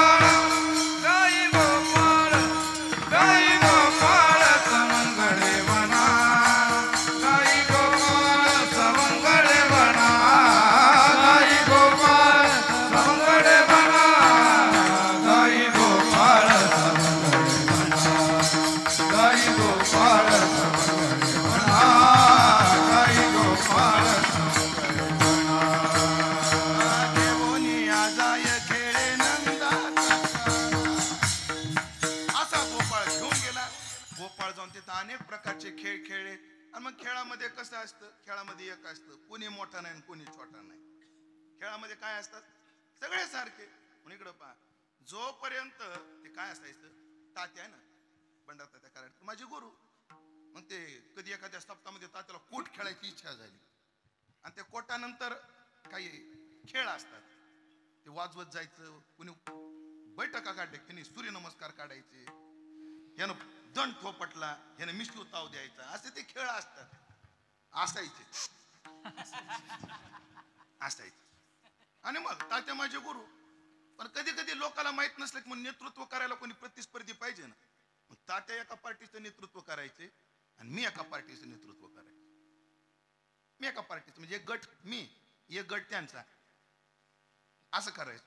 आणि मग जेव्हा त्या खेळामध्ये तात्याने एक डाव टाकला की त्याच्या विरोधात दुसरा डाव टाकायचा. ते आपले कोण आहेत, गुरु आहेत तिथं. पण आता खेळामध्ये मर्यादा सोडावी लागते. कृष्ण आहे, मोठा आहे, सगळं आहे, त्यांना माहित होतं ना. हो, कृष्ण काय आहे याचा अधिकार गोपाळांनाही चांगला माहित होता. हो, सांडोनिया मी पण, सांडोनिया मी पण, सांडोनिया मी पण, सांडोनिया मी पण, ब्रह्म घाली लोटांगण, ब्रह्म घाली लोटांगण, ब्रह्म घाली लोटांगण, ब्रह्म घाली लोटांगण, परब्रह्म नारायण हा हा हा, परब्रह्म नारायण हा हा हा, परब्रह्म नारायण हा हा हा, परब्रह्म नारायण हा हा हा, हा परब्रह्म नारायण आहे हे गोपाळांना माहित होतं. पण तरी खेळामध्ये पण कृष्ण एवढा हुशार, तो अंगावर डावच येऊ द्यायचा नाही. सगळ्या गोपाळानं एकांतात मीटिंग घेतली, गुवाहाटीला जाऊन, आपलं एकांतात जाऊन सगळ्या गोपाळा मीटिंग घेतली. कार्य म्हणले कधी बी आपणच वळतावर जायचं, आपणच डाई द्यायची. कृष्ण कधी चिमटीत सापडतच नाही म्हणले. काय नाही सापडत नाही ना, एक करायचं, बहिष्कार करायचा. तुझं माझं सरले, हे घे तुझं डोरलं.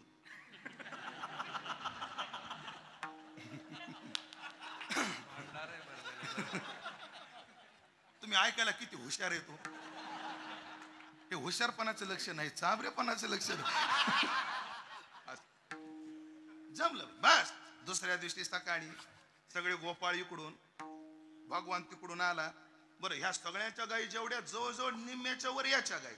पण एकटा किती गाय घेऊन येत होता, आई मी तुझा एकुलता एक, आणि गायी राखी तो 9 लाख, अशा 9 लाख गायी घेऊन आला.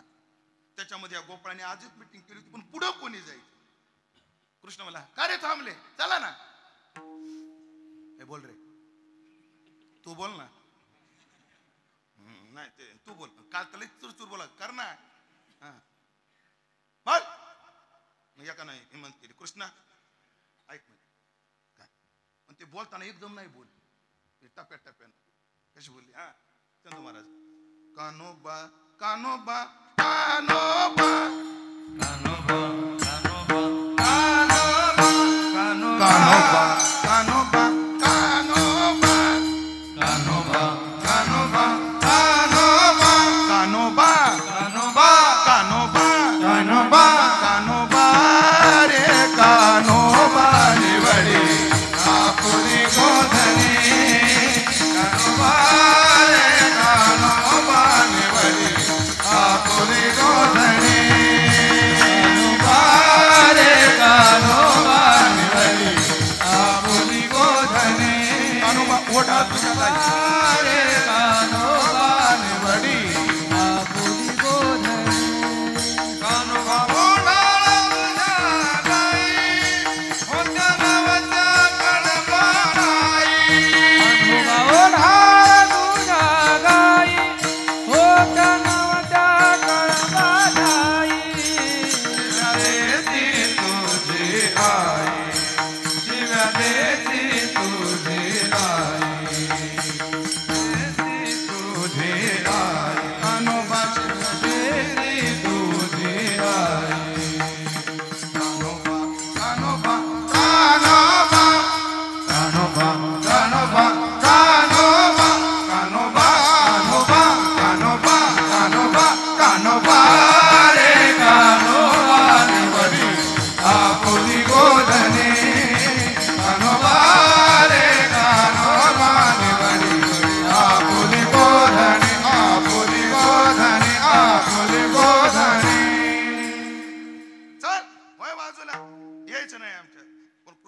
यांची सवय लागली ती तुमची मजा लागली त्यांनी मिनत्या केल्या म्हणे पण काढण्याचं कारण काय म्हणे अशा तुझ्या वढाळ गायी आहेत एक तर त्या आम्हाला ऐकत नाही बरं आमच्यावर डाय आल्यावर आम्हाला सगळ्या गायी गोळा करता करता नाकी नऊ येतात आणि तो काय नाही एक वेणू छेडली की सगळे आपोआप येतात हे बऱ्याच वेळेला काय असतं तुम्हाला एक गोष्ट सांगतो एक तर जेवढे काम करायला कष्ट मला लागतात एखादं काम करायला जेवढे कष्ट मला लागतात त्याच्यापेक्षा कमी काम करायला कष्ट जर दुसऱ्याला लागले त्याला बघवत नाही काम तेच होत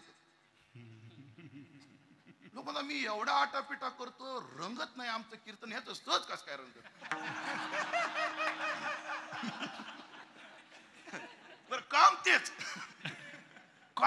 पण एखाद्याचं सहज होऊ लागलं आणि एखाद्याला सायासानं करावं लागलं की ते सायासानं ज्यांना करावं लागतं ना त्यांना त्रास होतो अरे 8-8 तास आठाव जातो एक मुकडा वाजवतो तरी रंगत नाही आमचा चंदू सगळा मंडप गाजून टाकतो मग ते दुसऱ्याला बघवत नाही ते गोपाळ म्हणले ते आम्हाला ते काय असो ते जमत नाही निघायचं ना पण काय कॉम्प्रोमाइज काय तडजोड मुख्यमंत्री आमचं काय तडजोड म्हणे हो काय तडजोड जसा आमच्यावर डाव येतो तसा तुला डाव द्यावा लागेल जसं आम्ही वळतीवर जातो तशी तुम्हाला आमची वळती द्यावी लागेल हेही काम तो करतो अभंगाचं तिसरं आली डावी डाय आली डावी डाय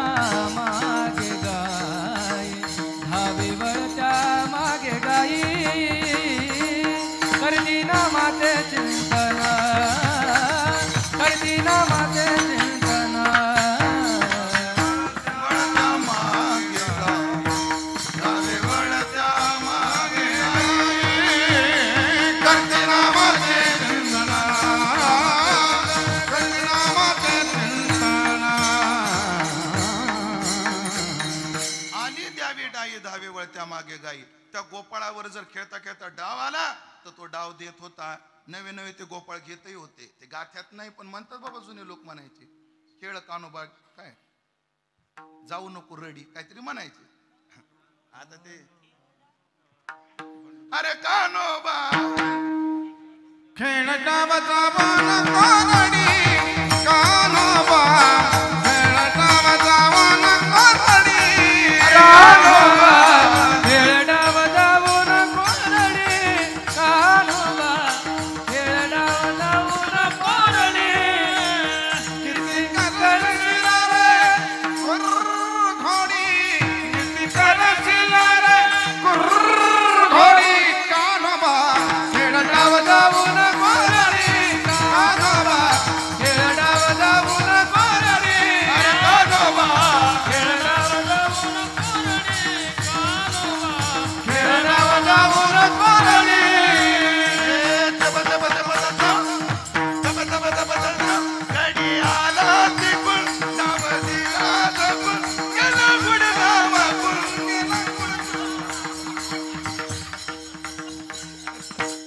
काय गाथ्यात नाहीत पण आपल्या परंपरेत काय काय गवळण आहे नामदेव टेंभुकर दिवाणजी हे गवळण आहे ना कोणते कसा ग बाई हरी विनधी हे गवळण ना यशोदे तुझा काना यमुना डोई बोडाला ना भेटत नाही गाथ्यात पण आपल्याकडे ललित उत्सवात सुद्धा नामदेव टेंभुकर हे गवळणी म्हणायचे कोणती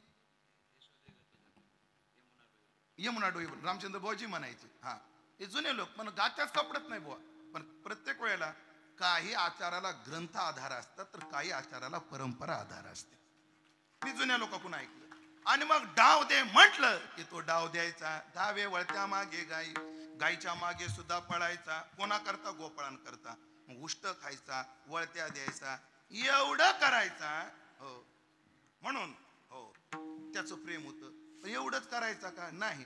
काय आहे, लोकांच्या नुसत्या भौतिक जीवनाचा विचार नाही केला पाहिजे नेतृत्वाने, त्यांच्या आत्यंतिक जीवाचा सुद्धा काय केला पाहिजे, विचार केला पाहिजे. मग त्यांना आत्मसुखाचं सुखही द्यायचा. म्हणजे काय करायचं, अभंगाचं शेवटचं चरण. एके ठाई काला,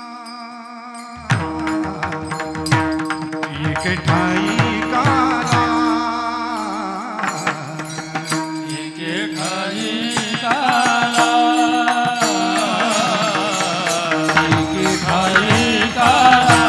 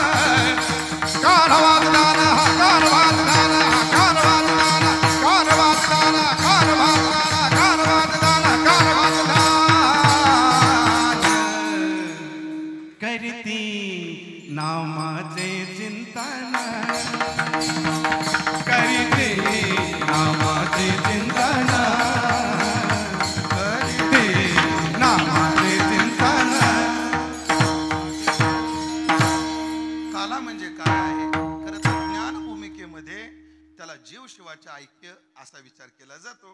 खरं तर वेदांतामध्ये त्याबद्दल चर्चा आहे की जीव आणि शिव ऐक्य ह्याचा काला होत नाही. कारण काल्याकरता दोन भिन्न वस्तू असाव्या तेव्हा ते एक व्हाव्या. पण जीव आणि शिव, जीव ब्रह्मैव नापराहा, ते वेगळे नाहीतच. तर मग त्यांना ऐक्याचा विचार कसा काय, असा पूर्व पक्ष आहे. पण त्याचं उत्तर देताना असं सांगितलं, जरी ते एक असले तर उपाधीमुळे जीव स्वतःला जीव म्हणतो. आणि जेव्हा ब्रह्म सुद्धा माया विशिष्ट होतं तेव्हा तो म्हणतो पिता महस्ते जगतो. त्याला सुद्धा ईश्वर बुद्धी आहे. पण उपाधीचा अवडंब घेऊन जो भेदाचं दर्शन दिसतं, त्या उपाधीच्या अवडंबाला धरून भेदाचा बाध करून उपहिताचं ऐक्य करून जीवशिवाचं ऐक्य करून हा काला संभवतो. हा काला दिला म्हणजे अंती ते आपणा पाशी न्यावे, तेही दिलं. सगळं सुख दिलं आणि शेवटी आत्मसुखही दिलं. एक ठाई काला. पण कोणाला? भाविकाला, बंडलाला नाही. भाविक पाहिजे म्हणजे प्रेमळ पाहिजे. पण महाराज त्या भाविकाचं लक्षण काय? तो भाविक कसा असतो? तर तो भाविक कसा असतो? गुरुजी एका वाक्यात सांगू का? या मंडपात जो बसलेला आहे तसा असतो. कसा असतो? करीती नामाचे चिंतन. जो नामाचं चिंतन करतो असा जो भाविक आहे, गडी कानोबाचे ध्यान, जे कानोबाचं ध्यान करतो त्याच्या करता देव काय काय करतो. त्यांचं उष्ट खातो एवढं प्रेम करतो. त्यांची गोळती देतो एवढं प्रेम करतो. त्यांचा डाव आल्यावर तो अंगावर घेतो एवढं प्रेम करतो. आणि त्यांना एके ठाई कालाही देतो. आता त्या गोपाळांकरता हे आपल्या करता फायद्याचं कसं, एका वाक्यात सांगतो. आपलं उष्ट खातो देव, आपलं उष्ट खातो म्हणजे काय? आपल्या तोंडातून निघालेलं जे देवाचं नाव आहे तो देव स्वीकारतो. प्रमाण देऊ का याला? जे तोंडाला चिटकून जाते ते जर उष्टावळी असेल तर कीर्तनाची गोडी देव निवडी आपण. कीर्तनाच्या सुखे सुखे होय देव, अंतरीची घेतो गोडी. तुमच्या मुखातलं आलेलं नाव तो स्वतः कानात घेतो म्हणजे नामचिंतकाचं उष्ट खातो. आली द्यावी डाई, भक्ताचा आवर डाव आला तर तो घेतो. अंबरीशावर 10 जन्माचा डाव आला तो त्याने आपल्या अंगावर घेतला, है की नाही? नामदेवराच्या घराला आग लागली, तो डाव देवाने आपल्या अंगावर घेतला. नरसिंह मेहताच्या मुलीच्या हुंड्याचा कर्जबाजारीमुळे त्रास झाला, तो डाव देवाने अंगावर घेतला. चोकोबराच्या बायकोच्या बाळणपणाचा डाव त्यांच्या अंगावर आला, देवाने तो आपल्या अंगावर डाव घेतला. आली द्यावी डाई. आणि 10 वळत्या मागे गाई म्हणजे काय? आपली इंद्रिय तो वळवतो. महाराज आपली इंद्रिय एवढ्या सहजासहजी वळत नाही. जगन्नाथांना काय म्हणायचे? अण्णा म्हणायचे, गाडीला जर बैल झुंपले तर आपल्याला न्यायची तिकडं गाडी नेता येते, पण आपल्या गाडीला जर रेडे झुंपले ते जिकडं नेतील आपल्याला तिकडं जावं लागतं. साधूच्या गाडीला बैल झुपलेले आहेत. वेदानं सुद्धा असंच म्हटलंय, सदश्वा इव सारथे. म्हणजे ब्रह्मज्ञानी महात्म्याच्या ताब्यात इंद्रिय कसे असतात? जसा चांगला घोडा रथ चालवणाऱ्याच्या ताब्यात असतो तसे आपली इंद्रिय आपल्या ताब्यात नाही. ऐकतात का आपले इंद्रिय? आपलं बिलकुल ऐकत नाही. महाराज कोणालाच कीर्तनात झोपा वाटत नाही, कोणालाच कीर्तनात मांडी मोडावं वाटत नाही. मी लिहून देतो 1000 रुपयाच्या बॉन्डवर, पण करावं काय? गुडघे ऐकत नाही, गुडघे ऐकत नाहीत. तू बसतो कीर्तनात अर्ध्या तासानं गुडगा म्हणतो, हा उचल उचल ना, गपरे कीर्तन चालू असू दे, लांब्यो बाय लांब्यो, अरे महाराज आहेत त्याला काय व्हायचं, लांब्यो. इंद्रिय आपलं ऐकत नाही. आणि एका इंद्रियाचं एकाच्याही मज न घडे दमन, एका इंद्रियाचं दमन होत नाही. मग असे इंद्रिय कोण, तो वळतो, हा तो वळतो अर्थात म्हणजे परमात्मा नाही धावा घेत मन इंद्रियाचे समाधान असं तो करतो. कोणाचं करतो, जे देवाच्या नामाचं चिंतन करतात. ऐका मंडळी, नामाचा जप वेगळा आणि नामाचं चिंतन वेगळं. जेव्हा बाह्य इंद्रिय तत्पर आहेत प्रभू भजनात तो जप आहे, आणि जेव्हा आंतर इंद्रिय तत्पर आहेत भजनात ते चिंतन आहे. चित्तापासून केलं जातं ते चिंतन. म्हणून ऐकलं का, या 5 दिवसात अशी काही मंडळी असतील ते पहिल्या वर्षापासून असतील, अशी काही मंडळी असतील ते 2 वर्षापासून आले असतील, पण माझ्यासमोर अशी काही मंडळी असतील ह्या कार्यक्रमात ते पहिल्यांदाच आलेले असतील, पहिल्यांदा आलेले असतील. मग आता या 5 दिवसात आपण काय शिकलो? 5 दिवसात एकच शिकायचं, आपल्या दिवसातला तरी गायशे करी या 8 प्रहरा माझारी मोठके निमिष भरी देतो जाय. आपण आपल्या जीवनात नियम करायचा. हो, 1 तास का होईना, अर्धा तास का होईना, पंढरीबाईंनी तुम्हाला सांगितलंच असेल, 1 माळ का होईना आपण ते नामाचं चिंतन, वेळ अजून नामाचं चिंतन आपण काय केलं पाहिजे नामाचं चिंतन. आणि कान्होबाचं ध्यान म्हणजे काय, आपण ज्याचं नाव घेतो त्याची मूर्ती ध्यानात आणण्याचा काय केला पाहिजे, प्रयत्न केला पाहिजे. असं नाम आणि ध्यान घेऊन जे भगवत भक्त देवाची साधना करतात, देव त्यांना काय काय देतो, त्या गोपाळाच्या भाग्याचं वर्णन इथे झालं. अगदी थोडक्यामध्ये लीला सांगून सेवेला पूर्ण विराम द्यायचा आहे. एकदा त्या देवाचं नामचिंतन करू. विठोबा रखुमाई, विठोबा रखुमाई, विठोबा रखुमाई, विठोबा रखुमाई, विठोबा रखुमाई, विठोबा रखुमाई. सर्व देवाला बंदी खाण्यातून मुक्त करणारा परमात्मा कंसाच्या कारागृहात जन्माला आला. तिथं थांबला नाही, भगवंताला तिथून उचलून दारव्याला नेऊन सोडलं. दारव्याला गेल्यानंतर कुठं सोडलं नेऊन, देव मुत्रेत जन्माला आले ना, दारव्याला नेऊन सोडलं ना, मग सोडलं कुठं, गोकुळात. तुम्हाला माहिती म्हणून सांगायची काय गरज आहे, मला हे म्हणायचं होतं माहिती. गोकुळात भगवान गेले. भगवान गोकुळात गेल्यानंतर भगवंताचा जन्मोत्सव मोठ्या आनंदात थाटामाटात संपन्न झाला, की सगळ्या त्रैलोक्याला ज्या आनंदानं मोहित करून टाकलं. असा भगवंताचा जन्म दिव्य झाला. दिव्य भगवंताचा जन्म, तसा त्याच्या क्रिया सुद्धा दिव्य. जन्म कर्मचे मे दिव्यम. मग त्यांनी अनेक प्रकारच्या लीला केल्या. त्या लीला 3 प्रकारच्या केल्या. कधी त्यानं गायनं ते लीला चरित्र पवाडे, कधी लीला केल्या, कधी चरित्र केलं, कधी पवाडे केले. लीला केल्या म्हणजे काय केल्या, हो, भक्ताला आनंद देण्याकरता ज्या केल्या त्या लीला, आपला पुरुषार्थ प्रकट करण्याकरता जे केलं ते पवाडे, आणि समाजासमोर आदर्श ठेवण्याकरता ज्या केल्या ते चरित्र. गायनं ते लीला, चरित्र, पवाडे. एका मिनिटात देवानं माती खाल्ली, लीला आहे. देवानं गिरी गोवर्धन उचलला, हा पवाड आहे. आज घर मारिला, नगर मारिला, वडवानळ गेलीला, वडवानळ गेलीला, गोवर्धन उचलिला, अब गोवर्धन उचलिला, अब म्हणजे त्याने गोवर्धन उचलला, काळ्या मारला, हा केला पुळ. ऐसे तुझे पवाडे वर्णित अतिवाने वाडे पुढे पुरुषार्थ प्रगट केला. आणि देवाने समाजासमोर चरित्र प्रगट केलं. साधूची सेवा कशी करायची असते, मायबापावर प्रेम कसं करायचं असतं, साधुनिष्ठा कशी ठेवली पाहिजे, अशा देवानं ज्या आदर्श लीला केल्या, अशा आदर्श लीला केल्या, ते देवानं चरित्र केलं. आणि अशा चरित्र करून भगवंताने गोपाळांना पुष्ट आणि तुष्ट करण्याकरता आधी पुष्ट झाले पाहिजे, म्हणून भगवंतानं चोऱ्याच्या लीला केल्या. सगळे गोपाळ गोळा केले. गोपाळांना विचारलं, किती रे दिवस तुमची तब्येत अशी का वाळून गेली, फार उमेश महाराज सारखी तब्येत खराब झाली तुमची. त्याने काय करावं देवा, विठ्ठला विठ्ठला विठ्ठला,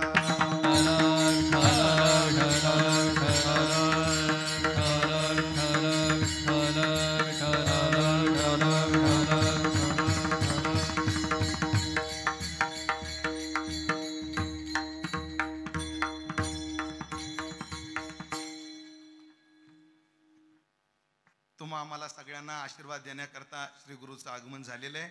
एकदा जागेवर हात जोडून महाराजांचं नमस्कार, स्वागत रूपी नमस्कार महाराजांना करायचंय. ऐकलं का, मोठी माणसं का मोठी असतात, ते बोलून दाखवत नसतात, ते क्रियेतून दाखवत असतात. तैसे संत जगी क्रिया करुणी दावेती अंगी. महाराजांना खरं तर सध्या गादीन खुर्ची करता लई मारामार. पण अशाही काळामध्ये गादीचा मोह फक्त महात्माच सोडू शकतोय, ध्यानामध्ये ठेवा. श्री गुरूंचं आगमन झालेलं आहे. कसं आहे, आमचं कीर्तन कुठपर्यंत होतं, कीर्तन कुठपर्यंत करावं ते बाबा महाराज सातारकरांनी विचार. तुम्ही अर्धा तास रामकृष्ण हरी सुरुवातीला का म्हणता? बाबा महाराज म्हणायचे, जोपर्यंत देव माझ्या डोळ्यामध्ये समोर दिसत नाही तोपर्यंत मी भजन बंद करत नाही, असं सातारकर महाराज म्हणायचे. गुरुवारी बोधेबाबा काय म्हणायचे, भजन कुठपर्यंत करावं? ज्या दिवशी आम्हाला ज्ञानोबा तुकोबा म्हणल्या बरोबर डोळ्यात पाणी येईल त्या दिवशी आमचं भजन पूर्ण झालं. तसं आमचं कीर्तन कधी पूर्ण झालं? महाराज आले, आमचं कीर्तन पूर्ण झालं. आता आपण चरित्र गायलं, सगळं केलं, फक्त आता प्रसाद देणारा पंढरीनाथ आलेला आहे म्हणून विस्तार करायचा नाही. भगवंतानं खोड्या केल्या, यशोदामध्ये कृष्ण हे वागणं बरं नव्ह तुझं. आता चल, फार तक्रारी यायला लागल्या, आता तू वनात गेला पाहिजे. भगवान वनात गेले. भगवान वनात गेले, वनात जाऊन अनेक प्रकारचे खेळ खेळले. गोपाळ म्हणले खांदे भार पोटे भूक, काय खेळा याचे सुख. तो का म्हणे आता खेळ मोडावा परता. देवा तुम्हाला काय लागलं? आम्ही 9 वाजल्यापासून येऊन बसलेलो आहोत, आता बस, आता खेळ पुरे. आणि मग भगवंताने विचार केला, यांच्या खांद्यावर भार आहे संसाराचा आणि कसे तरी आनंद भोगण्याकरता आलेले, पोटामध्ये भूक आहे म्हणून खांद्यावरचा भार कमी होण्याकरता आणि पोटाची भूक भागण्याकरता परमात्म्याने कृपा प्रसाद दिला. प्रसाद दिला पोट भागण्याकरता आणि कृपा केली भगवंतानं त्यांचा भार कमी करण्याकरता. परमात्म्याची कृपा ज्याच्यावर होते त्याला संसाराचा भार वाटत नाही, हे की नाही? तुकाराम महाराजाला बायको मिली वाईट का वाटलं नाही? देवाची कृपा होती म्हणून, है ना? स्मशानी चामा न्याहालीचे सुख कशामुळे? या नावे कौतुक तुमची कृपा. देवाने कृपा केली भार कमी करण्याकरता आणि प्रसाद दिला पोट भरण्याकरता. असा कृपा प्रसाद जो दिला त्यालाच काला म्हणतात. भगवंताने सगळ्या गोपाळांना गोळा केलं, सगळ्यांच्या शिदुरीचा काला केला, कमळाच्या आकारानं सर्व गोपाळ बसवले. डाव्या हातात प्रसादाचं टोपलं घेतलं, उजव्या हातात कवळ घेतला, बोटामध्ये लोणच्याच्या पुडी घेतल्या. सगळ्यांचं लक्ष आपल्याकडे केंद्रित केलं. सगळ्यांनी इकडे बघा, पाठीमागचे. देवाने सगळ्यांचं लक्ष आपल्याकडे केंद्रित केलं. भगवंताने सगळ्यांच्या मुखावर थोडं नर्म हास्य निर्माण केलं. हसा हसा राव बाबा, तुम्ही दोघंच राहिले, अख्खं पंढरपूर मोकळं झाले, तुम्ही दोघं राहिले. तुम्ही हसा. असं हास्य प्रगट केलं आणि परमात्म्याने सगळ्यांना गोपाळ काला वाटला. त्याचं वर्णन भगवान शुकदेव करतात. बिभ्रद वेणुम जठरपटयो शृंगवेत्रेच कक्षे वामे पानो मसृण कवलम तत्फलान्यंगुलेषु तिष्ठन्मध्ये स्वपरिसुरदो हासयन् नर्मभिस्त्वैः स्वर्गे लोके मिषति बुभुजे यज्ञ भुग बाल केली. गोपाल कृष्ण भगवान पंढरीनाथ भगवान सद्गुरु जो महाराज की जय. ज्ञानेश्वर माऊली ज्ञानराज माऊली, ज्ञानेश्वर माऊली ज्ञानेश्वर माऊली ज्ञानराज माऊली. आशीर्वाद देण्याकरता पूज्यपाद दिवाणजी आले. आपण त्यांच्या विषयी विनम्र भाव व्यक्त केला. आदरणीय श्री पूज्य श्री महाराज या ठिकाणी आले. खरं तर पूज्य महाराज म्हणजे काय आहेत? खरं तर त्यांचं सगळ्या संप्रदायावर, सगळ्या साधकावर सारखंच प्रेम आहे. पण ऐकलं का, तुमच्यावर जे महाराजाचं प्रेम आहे ते तुम्ही प्रगट करा. माझ्यावर जे महाराजाचं प्रेम आहे ते प्रगट मी करतो. पण तुम्हाला संधी नाही, मला संधी आहे, मी सोनं करून घेतो त्या संधीचं. महाराजांचं एवढं प्रेम माझ्यावर, खरं तर मी त्या योग्यतेचा नाही, ना पडे ना वाची ना सेवाही जाणे स्वामीची. महाराजाची सेवा आम्हाला घडते असं काही नाही, पण महाराजांची अकृत्रिम आमच्यावर असं प्रेम आहे. ते प्रेम मी शब्दात सांगू शकत नाही. एक छोटासा कार्यक्रम आळंदीला करायचं ठरवलं दादा. खरं तर महाराजाचा एक दिवस भेटणं शक्य नाही, पण महाराज म्हटले ह्या काळामध्ये करू. आणि महाराजांचा करू हा शब्द सगळा कार्यक्रम संपन्न करून गेला. करू हा शब्द, हो, सगळं सहकार्य. आता या ठिकाणी आमचे गुलाबराव मुंगशे पाटील आले. हो, खरं तर आळंदी सगळ्यात महत्वाचं आहे. काय? पंचेत आणि महाबाहू कारण आणि निबोधन. कर्माची कारण काय आहेत? 5 आहेत. त्याच्यात पहिलं कारण अधिष्ठानम. तिथं जरी अधिष्ठान शब्दाचा अर्थ शरीर केलेला असला तर आधी जागा पाहिजे ना. आळंदी सारख्या क्षेत्रात जागा कुठं कार्यक्रमाला? तर आपले गुलाबराव मुंगशे पाटील जिथं आले आणि महाराज तिथं कोणी 1 इंच कोणाला जागा वापरायला देत नाही. पण आमचे पाटील म्हणले महाराज सगळी जागा पाहिजे तशी वापरा.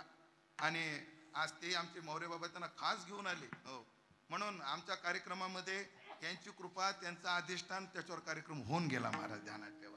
असे आमचे मुंगसे पाटील आहेत. महाराजांनी कृपा केली. आणि एक सांगतो, महाराजांचं काय प्रेम. 3 दिवस तर राहिले, 3 दिवस राहिले.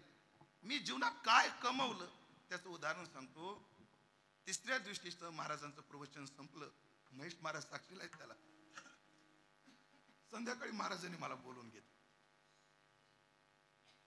उल्हासबाच्या रूमवर व्यवस्था केली होती. श्री गुरूंनी मला बोलून घेतलं. जो प्रश्न मला बापानं विचारला, कोणीच विचारलं, मग तो महाराज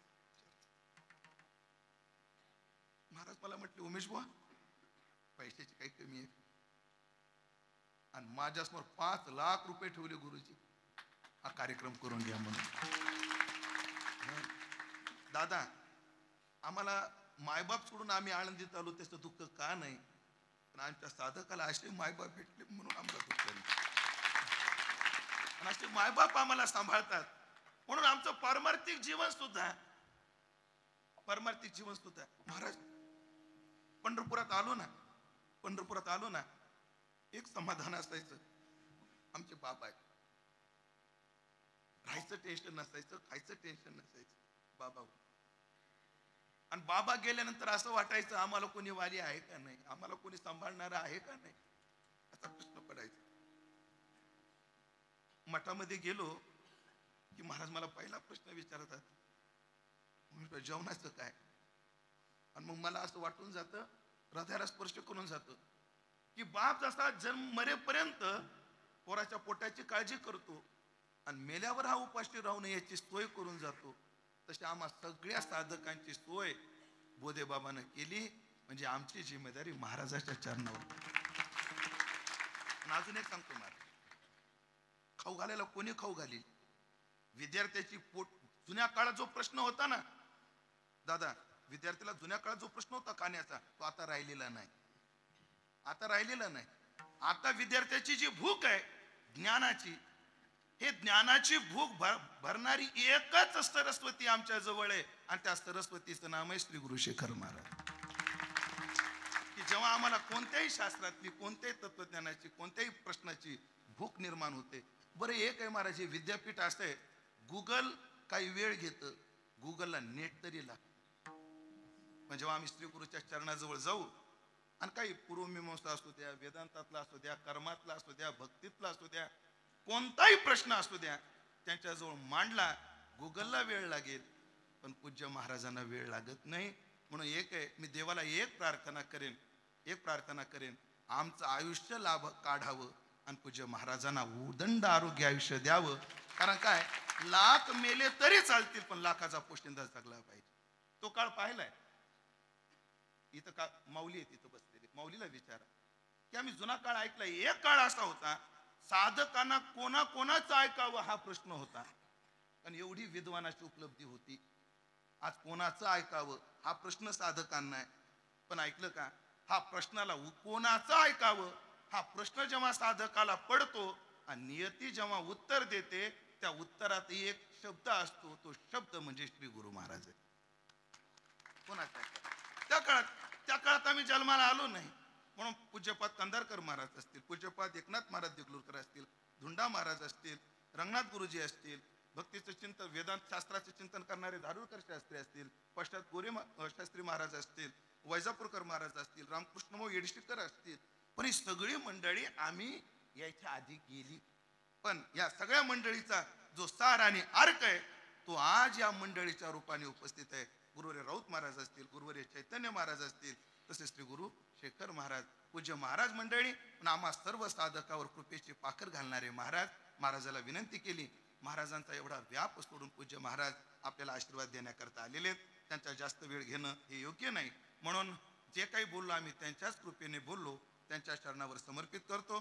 पुन्हा एकदा या कार्यक्रमाला समोरून पडद्याच्या पाठीमागून झटणारी कार्य करणारी मंडळी, त्यांच्याविषयी सद्भाव व्यक्त करतो. वाणीला पूर्णविराम देतो. क्रम असा राहील, आता जय विठ्ठल होईल, विनेकरी येतील, प्रसादाचा अभंग होईल, आरती अवघ्या 2-3 मिनिटांमध्ये होईल. त्याच्यानंतर महाराजांचं पूजन, महाराजांचं आशीर्वचन 1 मिनिटात, थोडंसं 2 शब्द फक्त महाराज आपल्याला आशीर्वाद देतील. आणि त्यानंतर